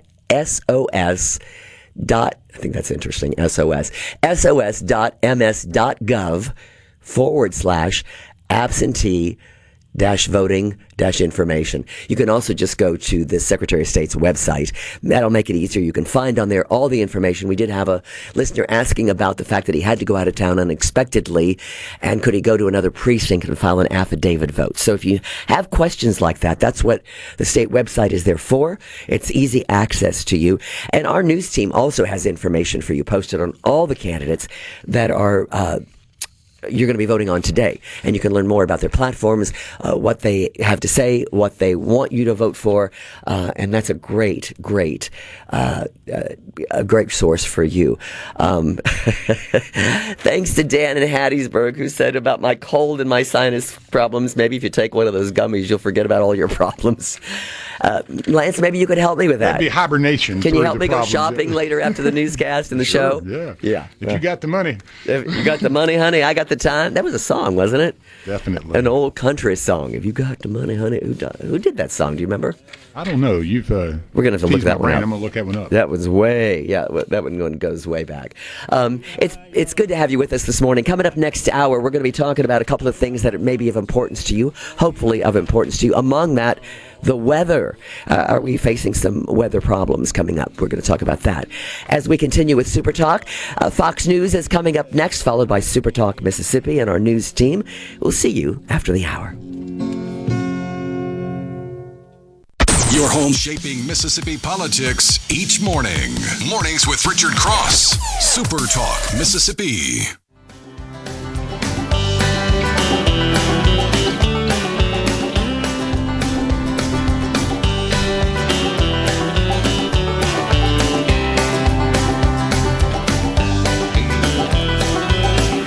Welcome back to Super Talk Mississippi. Richard Cross taking the day off today. I'm Linda Allen filling in for him. I hope you're having a good morning so far. A good start to this election day.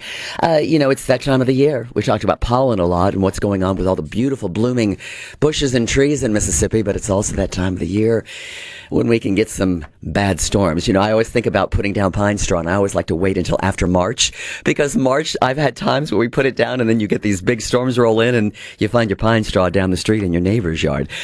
We are bracing for possibly some storms again coming up in the next few days.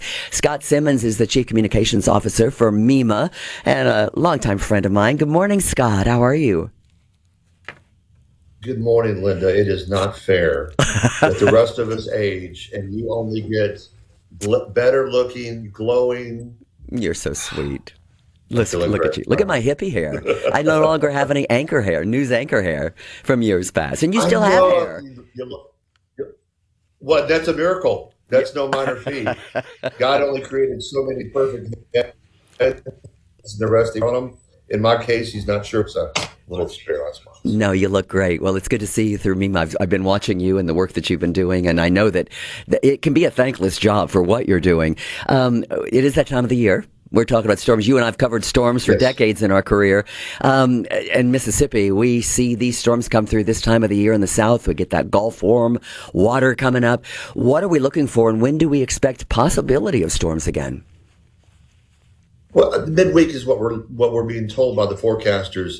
And Linda, you and I know this. What has always bothered me about storm predictions, we've been told that Armageddon is coming, and it doesn't happen. We've been told that you have a chance of rough weather, and the anvil falls from the sky.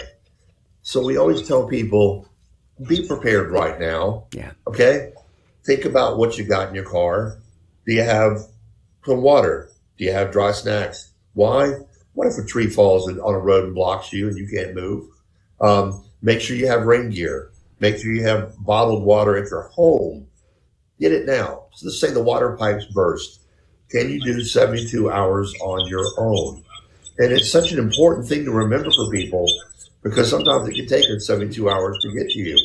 Ice storms, tornadoes. You need to have those kind of supplies on hand in the event that we do have severe weather that impacts on your home or your community, because it's always such a moving target, isn't it? Scott, we're getting some. I don't want to interrupt you real quickly, but we're getting some feedback. Do you have a radio going on or anything happening back there? I didn't know if you were listening to some scanner. Okay, you sound better now. We were just getting some. I shouldn't have a scanner. We were. Is it better now? It's better now. I think so. Is it? We were just getting a lot of noise. Maybe if I just stand further away from the microphone. Maybe that's good. Maybe that could be. I don't know. We just want to make sure we can hear. We just want to make sure we can hear you clearly. Yeah, I think that's the thing. And we're going to talk more about the Tupelo ice storm and FEMA in just a little bit. But when we had the power outage, I had a short power outage in central Mississippi in my home when we had the big storm come through a while back. And my husband has about 20 flashlights in the house, right? He's like a prepper. Do you know that when I went to pull them out, not one of them was charged or had good batteries in them? And at about, oh my gosh, it made me about crazy. And so that was a lesson for my home and for others too. Check before the storm hits to make sure. Candles are great. Flashlights are better. Less likely to burn something down or have an accident or get burned. But you got to prepare for these things, because we do live in Mississippi. And whether you live on the coast or you live in the Delta or northern part of the state, we are prone to get these storms, and you've got to be prepared. In my home, I have a tote bag of the forestry department, and it has all those little pull-up lanterns. And I order the batteries not only in them, but in the bag in case I have to start moving to use them. And it's just smart planning, folks. The water thing, the batteries, the flashlights, some dry foods. Do you have a propane tank? Well, if you do, you have a grill that can cook something on the grill to get you through that pinch if, God forbid, we have a worst case scenario where a tornado does massive damage. Well, and if you have gas in your home, if you have a gas stove, if you have a fireplace, they're also good things. Water purification systems. I mean, you think about that a lot of times, but pipelines can break, and you end up with contaminated water. And if you can't heat that, water purification. If you can get water from your toilet. You can get water from your pool. There's so many sources like that. And we don't think that way because most of the time we get by through the skin of our teeth, right? We're able to survive these things, but we've seen so many of our neighbors and Mississippians over the years who have had a rough time of it and a hard go. Are we thinking that we're going to see some bad weather coming up this weekend? We know that we're going to have some rough weather. To what extent is still developing, right? We look to the meteorologists for those predictions. But yeah, there's a potential for rough weather. And it's one of those times when we pay attention to our local meteorologists and listen to the National Weather Service because it is a moving target. And it's true. We've seen systems projected to hit the north central part of the state and ended up hitting the south central part of the state. So for everyone, it should be a reminder to be prepared right now. Do the things that you need. Laugh at me for saying this. Do you have umbrella in your car? Do you have a raincoat? Things like that. People don't think about it until their car is stuck and they can't get out and they don't have a raincoat in their car. Yeah, because an umbrella, if you've got a lot of winds, which we get, the umbrella is pretty much useless if you have a high wind. Yeah. So you want to protect yourself. And especially if the temperatures drop, a lot of times these systems are because the hot and the cold mixing. They don't like each other. And it can be warm one minute and the next minute you get this cold front move through and you're wet and you're cold and you're out somewhere. And we don't think about that. And you're right. I love your idea of having a knapsack or a pack of things to go. And as we get older, many of us that are on medications, you want your medications in case you have to go. You want to think about your animals, your pets. I think that we are seeing that more centers are becoming more pet friendly because they know that people stay in their homes, especially in areas like the Gulf Coast that can get flooded so severely. They don't want to leave their homes because of their animals. It can be a deterrent for a lot of people. A lot of our safe rooms do allow pet on there and have a common. So we always ask people, don't let that be a hindrance. We saw that during as far back as Katrina. Some people did not want to leave their homes. They didn't want to leave their pets. Some did leave their pets. But nonetheless, a lot of these shelters will let you bring your pet. They have accommodations for them. Make sure you have food and water for them. Throw them in the car and head to a safe place if you need to. In this particular system, what we're looking for rain, wind, heaven forbid, a tornado. So rain, winds, and tornadoes, which is typical for this time of the year. Yeah. We talk about politics and people getting apathetic about going to the polls. I would imagine that you encounter people every time you go to a disaster zone of people who they were apathetic toward the reports of the weather and just didn't heed the warnings. Oh, it looks like we're frozen up. Lance, He's back now. Oh, for a second there. Yeah, we lost you, but you looked really good frozen there in time. Got you. If we could all just freeze in time, so we could freeze age. Most people, as my brother puts it, says I have the perfect face for radio. So it's best when you don't see me, and I accept that. You were talking about winds, you're talking about tornadoes, you're talking about temperature drops, things like that. Anything else that you can tell folks that they should have that we don't think about having, that are just common sense things to you at MEMA, but to the average person we might not even think about having packed or ready to go? I keep a jump bag in my car at all times. It's a book bag. It'll have a change of dry clothes. It'll have rain gear. It'll have some dry foods like peanuts. It'll have a couple bottles of water, one of those little peanut butter snacks, something like that. You're always ready. Do you travel with your kids? Say you like little kids. Make sure you got an umbrella or a raincoat for each one of them in your car, and just throw it in a duffel bag. Have it tucked in the car. It comes in handy. It will save you more times than not, I think, when you deal with bad weather. You're talking about politics. Oh, I'm sorry, go ahead. Back on election day. I'm sorry. You're right. Rain can be a reason for some people to not go to the polls. I hate that because I walk through a monsoon to cast my ballot because it's so important. I ask people, don't let rain keep you from casting a ballot. Yeah, I mean, unless we've got tornado warnings in your area and in severe weather, otherwise there is really no excuse not to get out there and to do that. I know that you've been working with Tupelo right now, the ice storm that hit up there. Those folks are still, it's hard to believe that they're still suffering, but they are still suffering from what's been going on. Yes, and we're working so hard. We're working out of a joint field office in Tupelo, Mississippi, trying to be geographically closer to the larger number of counties that suffered damage. We have 38 that have been determined for public assistance, 48 for under public assistance, what's called Category B, complicated terminology, but this approval is for government agencies that have taken damage to streets, roads, bridges, infrastructure. It provides them an opportunity to get reimbursement of 75% of their money. The city and state have to come up with the other 25%. And that's what we're working to try and get as many counties back up on their feet. I'm going to stop you, Scott. I'm going to stop you right there, and we're going to go to break here. I'm going to let Lance work with you on the audio because what you're saying is so important for the residents there. From the Venable Glass Traffic Center. With Richard Cross here on SuperTalk Mississippi. What else? And always on the SuperTalk app.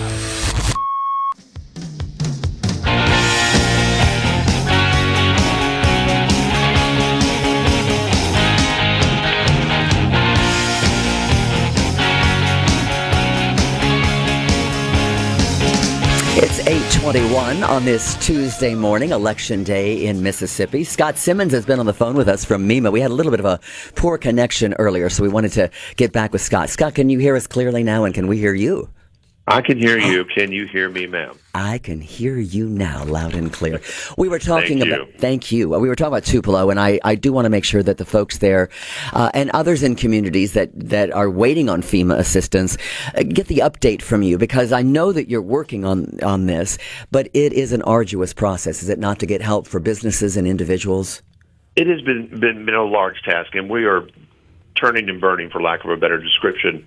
When it comes to public assistance, again, we have 38 counties approved for categories A through G. We have 48 approved for category B. But basically what that means, helping governments, municipalities recoup what they lost and spent during that ice storm. We are still fighting to get individual assistance approved through FEMA, and it's an uphill battle. The problem with the ice storm is a lot of people lost power, but not everyone had a tree fall in their house or pull, damage into their homes. What we did find, and we've argued for FEMA, are the number of what's called weatherheads that took a hit during the storms. Those are expensive repairs. A weatherhead is that attachment at the top corner of your house where the power lines and cables come off the power line into your home and connect. Because of the weight of the ice that accumulated on those lines and weatherheads, it pulled them away from their homes, and they're expensive to replace. More than 400 over 40 counties had them done, and cost a lot too. In fact, we formed our own task force just to look at how many could we document. And what we were able to do after our initial application for an individual assistance, we appealed to FEMA to say, let us amend what we showed you. We found even more examples of damage done to individuals, and they need help. And we're in the process right now of doing that. Remember last year during the March tornadoes, it took 60 days from storm to final approval of a federal presidential declaration. Part of our hindrance right now, you could argue, the government shutdown and how it's impacted FEMA and therefore how it's impacted the process of this application business. So we're hoping that we will gain steam. We don't know that we will, but we're fighting as hard as we can to try and help as many Mississippians as we can.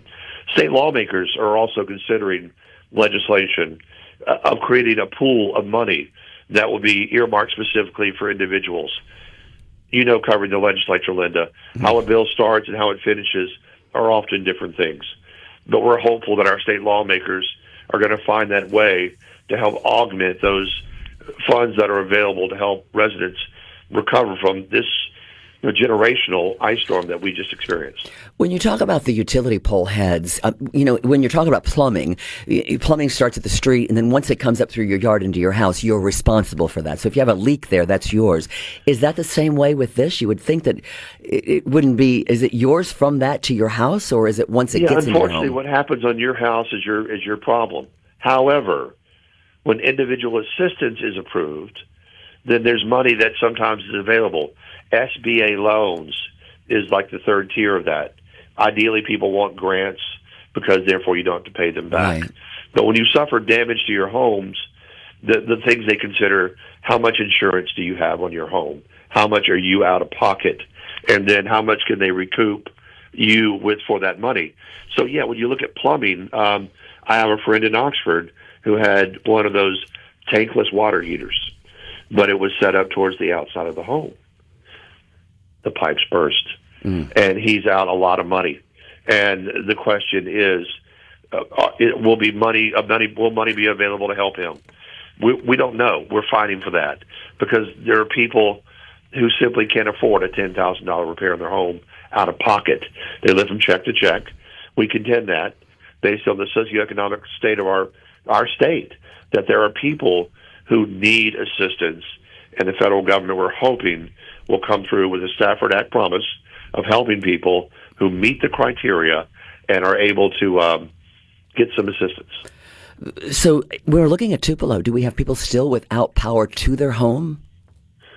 We have some, but not in Tupelo.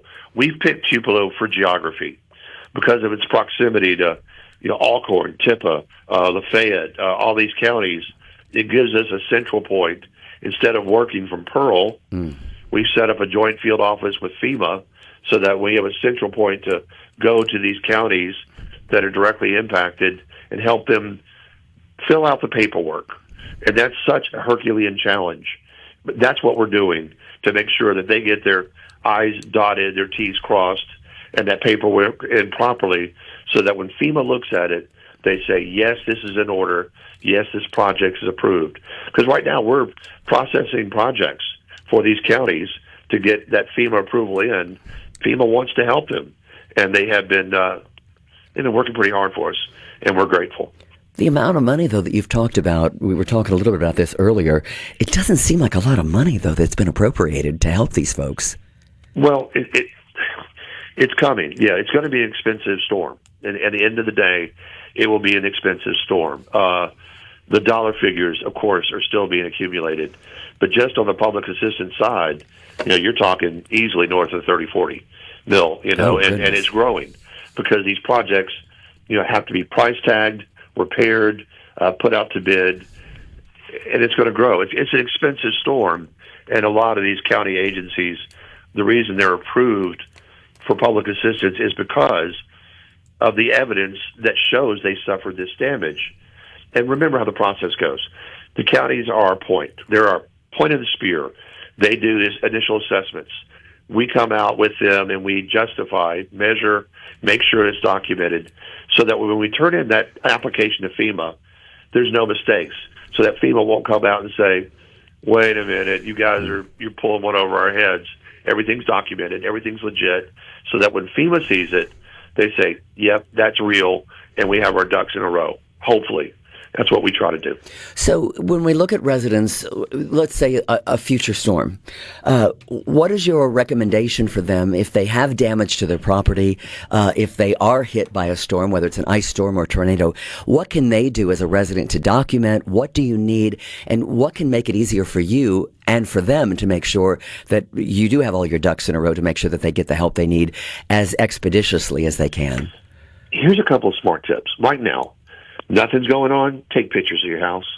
Walk around with a video camera thing, and just document what you have in your home, and keep that somewhere.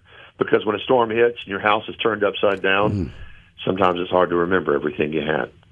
Secondly, if you have damage and still have not reported it, all you got to do is go to our website, our MEMA website, and we have a self-reporting tool. You click on that. You upload some pictures, you say, this is what I had, and then we have a record of, hey, this person at this address took a hit. We cross-referenced it. Hey, they're not on our list. Let's go check these people out. They can be added to a list.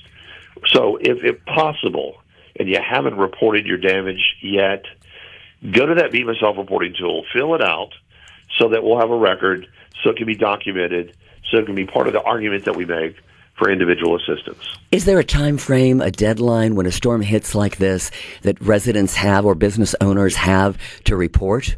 Is it unlimited, or is there a time frame that they have to get it in? I mean, there may be a time frame. I'm not aware of how long they have to get it in. In our case, we have 30 days from when the storm hits to turn it in our application.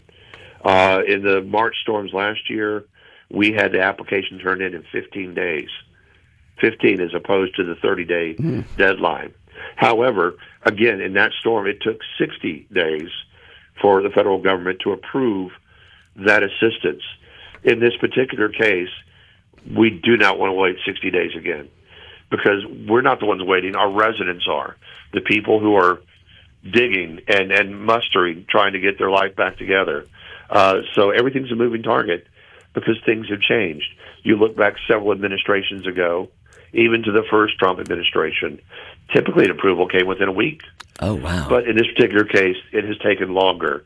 But to the president's credit this year, he approved that emergency measures declaration before the storm hit. That gave us a running start to get generators moving. Nobody keeps 150 generators laying around the house.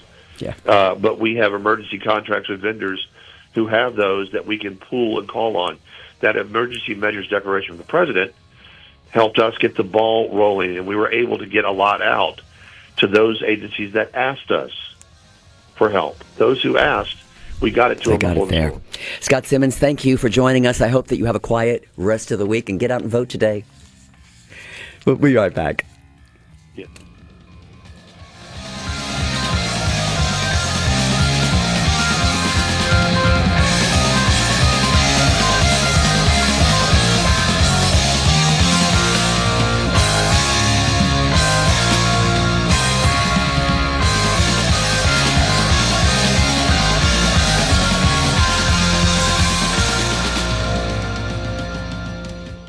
From the Seabrook.com. Start your day right. Mornings with Richard Cross on SuperTalk, Mississippi. Somebody told me when I first got to Nashville, oh, you finally got it made. A little bit of Waylon. Good morning to you. This is SuperTalk Mississippi. It's almost 8:38 on this election day. Election coverage, of course, coming your way today. SuperTalk Mississippi News. We'll have the latest results on air throughout the night tonight after 7 o'clock when polls close. Plus, you can get live up-to-the-minute election results on the SuperTalk app or at SuperTalk FM /elections. No paywalls like other sites, just the latest election results from across the state for today's primaries. And don't forget to follow us on Facebook and X at SuperTalk News. Well, we've been talking a lot about politics this morning and what's going on overseas. And our guest today is no stranger to what's happening. She's somewhat in the middle of it because she watches it so closely.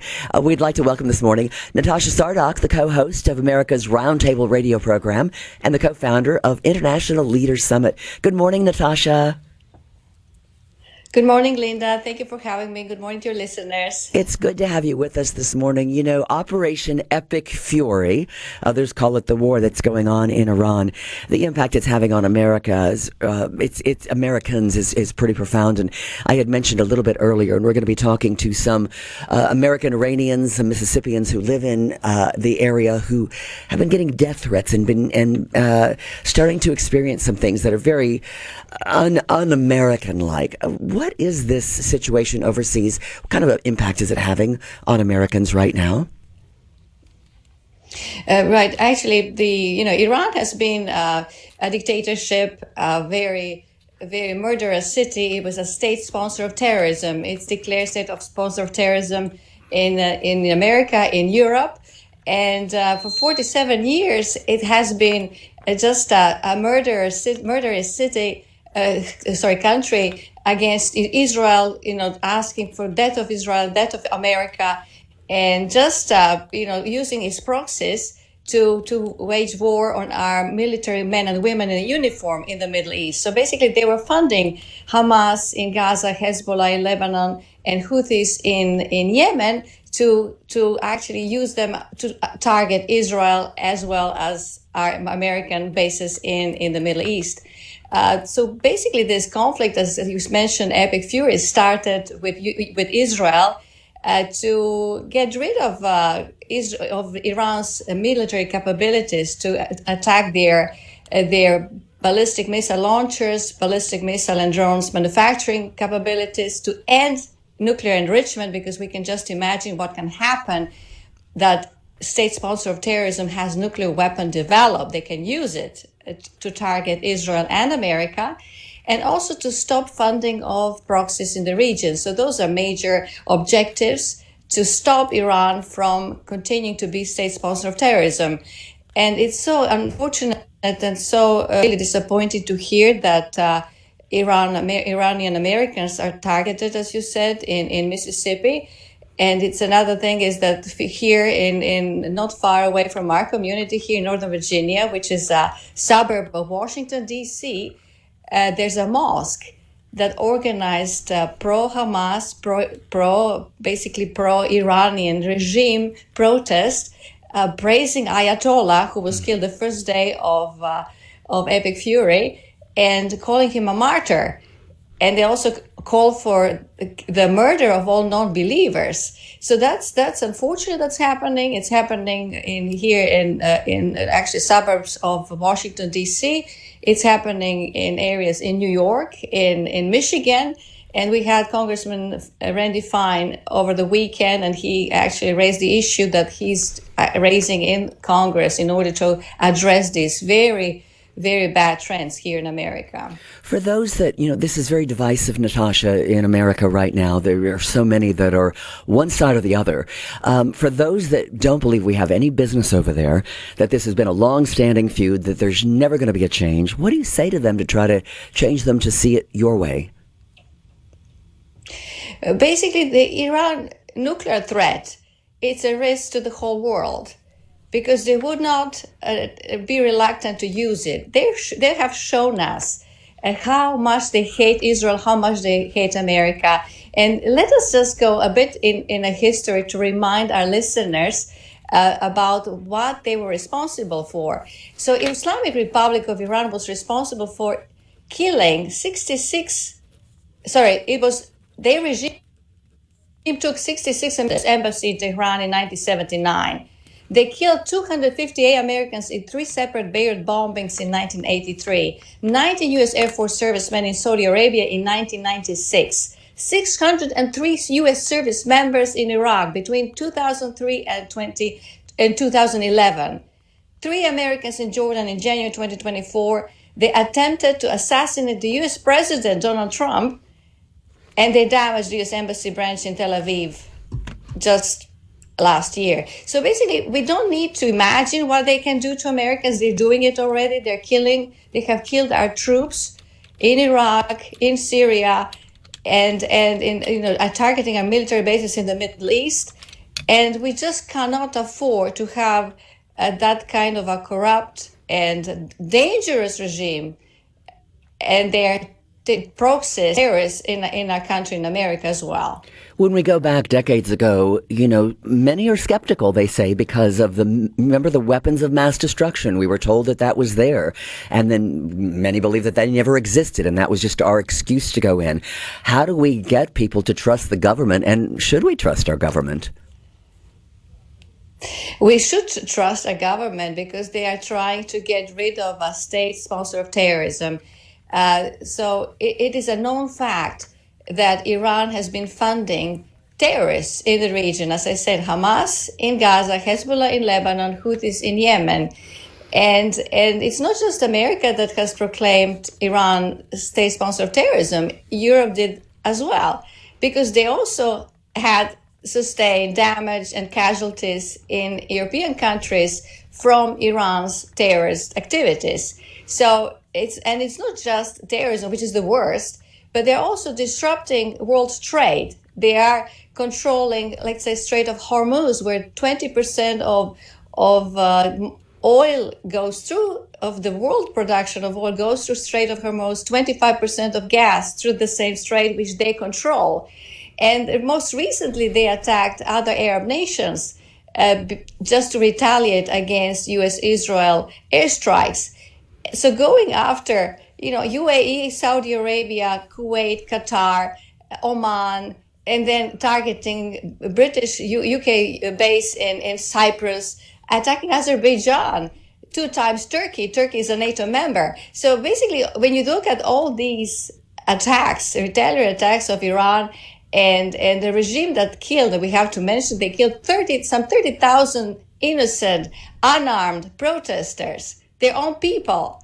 And when you look at all the celebrations of Iranian Americans that don't want to see this regime survive, they just can't wait to get to the point to have Ayatollah's now successor, just get rid of the whole regime to be able to go back, probably for some of them, but most importantly to have a normal life. Because they were a secular state. They were the most advanced, secular, modernized state in the Middle East, in the Muslim world. And when Ayatollahs came into power, they changed everything. And basically, they are very,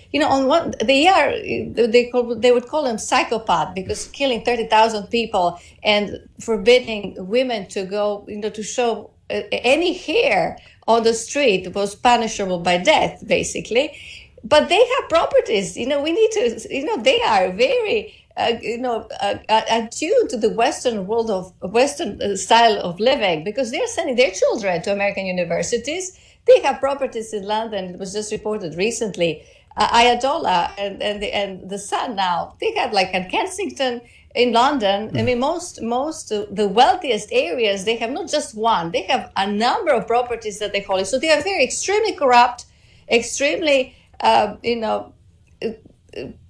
absolutely authoritarian in their own country, and they should not be able to continue with their terrorist activities around the world. Natasha, what makes you think that we can make a change after thousands of years of history here that goes back, long before we were a civilized nation? What makes us think that going over there and trying to rescue the Iranian people that don't want this regime in power, what can we do? Do you think it's really going to make a change? Well, we're talking about 47 years. It's not a millennia, because 47 years ago, Iran was a secular Muslim nation. So they didn't have democracy, they have a monarchy, but they lived like a Western style of life, basically. They had all commodities, they had, they were able to travel, they were able to dress the way they want, they were able to have much more what you can see how we live in America, except they were monarchy. So it is possible to go back to that point, and the fact is that they are danger to the world and the disruptor of the world economy in all senses, not just in oil. It's important to get rid of the regime, and I think everyone in this world will benefit from having Iran's regime eliminated. We're talking to Natasha Srdoc, the co-host of America's Roundtable radio program. We'll be back with more. A bad spell over me, and when I catch you, you're gonna catch hell. I'ma get you in the first degree. Oh, it's a bad spell. Talking about a bad spell. Boy, you're fast as lightning. From the Venable Glass Traffic. From Sumner to Summit to Summerall, Richard has something for you. Mornings with Richard Cross on SuperTalk, Mississippi.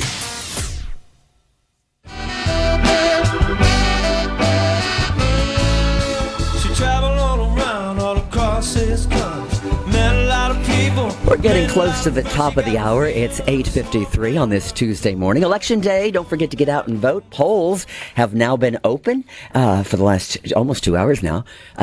Yeah, that's right. 7, 8, 9. Yeah. I told you I was terrible at math. We're talking this hour with Natasha Srdoc. We want to finish up the hour talking with her. And Natasha is the co-host of America's Roundtable radio program.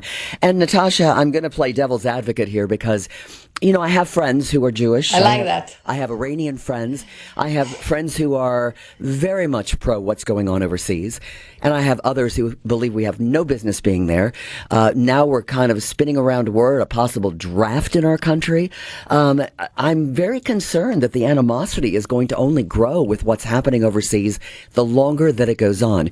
You are in Washington. You're in the hub. We're hearing different reports of it's almost over or prepare ourselves. It could go on and on. What are you hearing and what are your thoughts on that? I'm thinking this is not going to last long because everyone is aware of prolonged wars that we had in the past, that we didn't really get to those objectives that we wanted to achieve. And I think that there is an exit off ramp. So this is not going to last long. President Trump announced that this is not going to last long, so that the prices of oil are not went down actually under $100 a barrel after they spiked for just a few hours over $100 per barrel. So we don't think this is going to last long. There's no, we're actually thinking about perhaps different options of having boots on the ground with troops that are, consisting of Kurds. That is 10% of Iran's population. Kurds have been allies with the U.S. troops against ISIS and different factions in the Middle East. So basically, I don't think this is going to last long. It's in our interest not to have additional U.S. casualties, to have our military men in uniform at that kind of risk. And also there are midterm elections, price of oil has to come down, the world economy has to go back to normal. And I think that we don't have a risk of prolonging this war from the U.S. side. Well, we hope you're right about that. One Iranian official is now warning President Trump that be careful not to get eliminated yourself. We've heard about death threats to President Trump, that they tried to take him out before. It's just that some believe that this is not our war. Why are you so passionate about this? Why is this so important to you? It's just because of the fact that they are state-sponsored terrorism. I said that not just for America, but for European countries. So for the normal world, the free world, Iran is a state sponsor of terrorism. So if they get to the nuclear weapon, they're going to use it because they don't care. They just they want to destroy the rest of the world. They want to. Their goal is to establish their kind of Shiite Muslim religion dominance. And that's why they're also against Sunni Muslims that are Arab, are allies in the Gulf region. And let us remind ourselves that the Abraham Accords that President Trump brought together for the very first time Arab countries of Bahrain, UAE, and it's in the region to sign the Abraham Accords with Israel to normalize their relations for trade and investments in the region. And Saudi Arabia was on the verge of joining the Abraham Accords when Iran-backed Hamas attacked Israel on October 7, 2023. And killed some 1,400 individuals, took hostages. It was terrible. So Iran is against normalization, against normal trade, normal investments, normal life. And we cannot afford, if they, you said, why would I be, and that's interesting, that's a good question, why would I be so passionate about it? If Iran was, on the moon, it will not affect us if they can't reach us. But at this point, when they're doing all what they're doing and affecting the region, affecting America, asking for death of America, death of Israel, we should believe them because they've shown, the track record has shown that they're able to kill without, innocent people without 30,000 of their own, without thinking about it. Natasha Srdoc, the co-host of America's Roundtable radio program and co-founder of International Leader Summit. Thanks for joining us this morning, and be well to you. Thank you so much, Linda. That's all of our time for this hour. We are running out of time. I'm hoping what she has to say is going to happen for us, but I am concerned about what's happening, the divisiveness that's occurring, and the longer this goes down, the worse that it will become. We've seen it in history before, and let's face it, we have a way of life that we believe in. Others have a way of life that they believe in, which completely conflicts with ours. How do you change that? I'm not sure that you can. Thanks for joining me this morning. Richard Cross taking the day off. I'm Linda Allen. I'll see you back here tomorrow morning. Have a great day, Lance. You take care. I got to be moving out of here.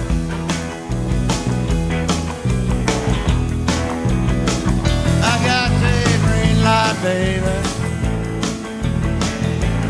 I got to be moving out of here.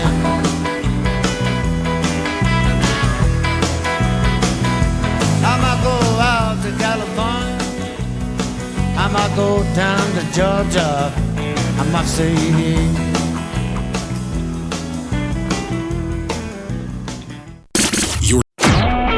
A SuperTalk Mississippi media production.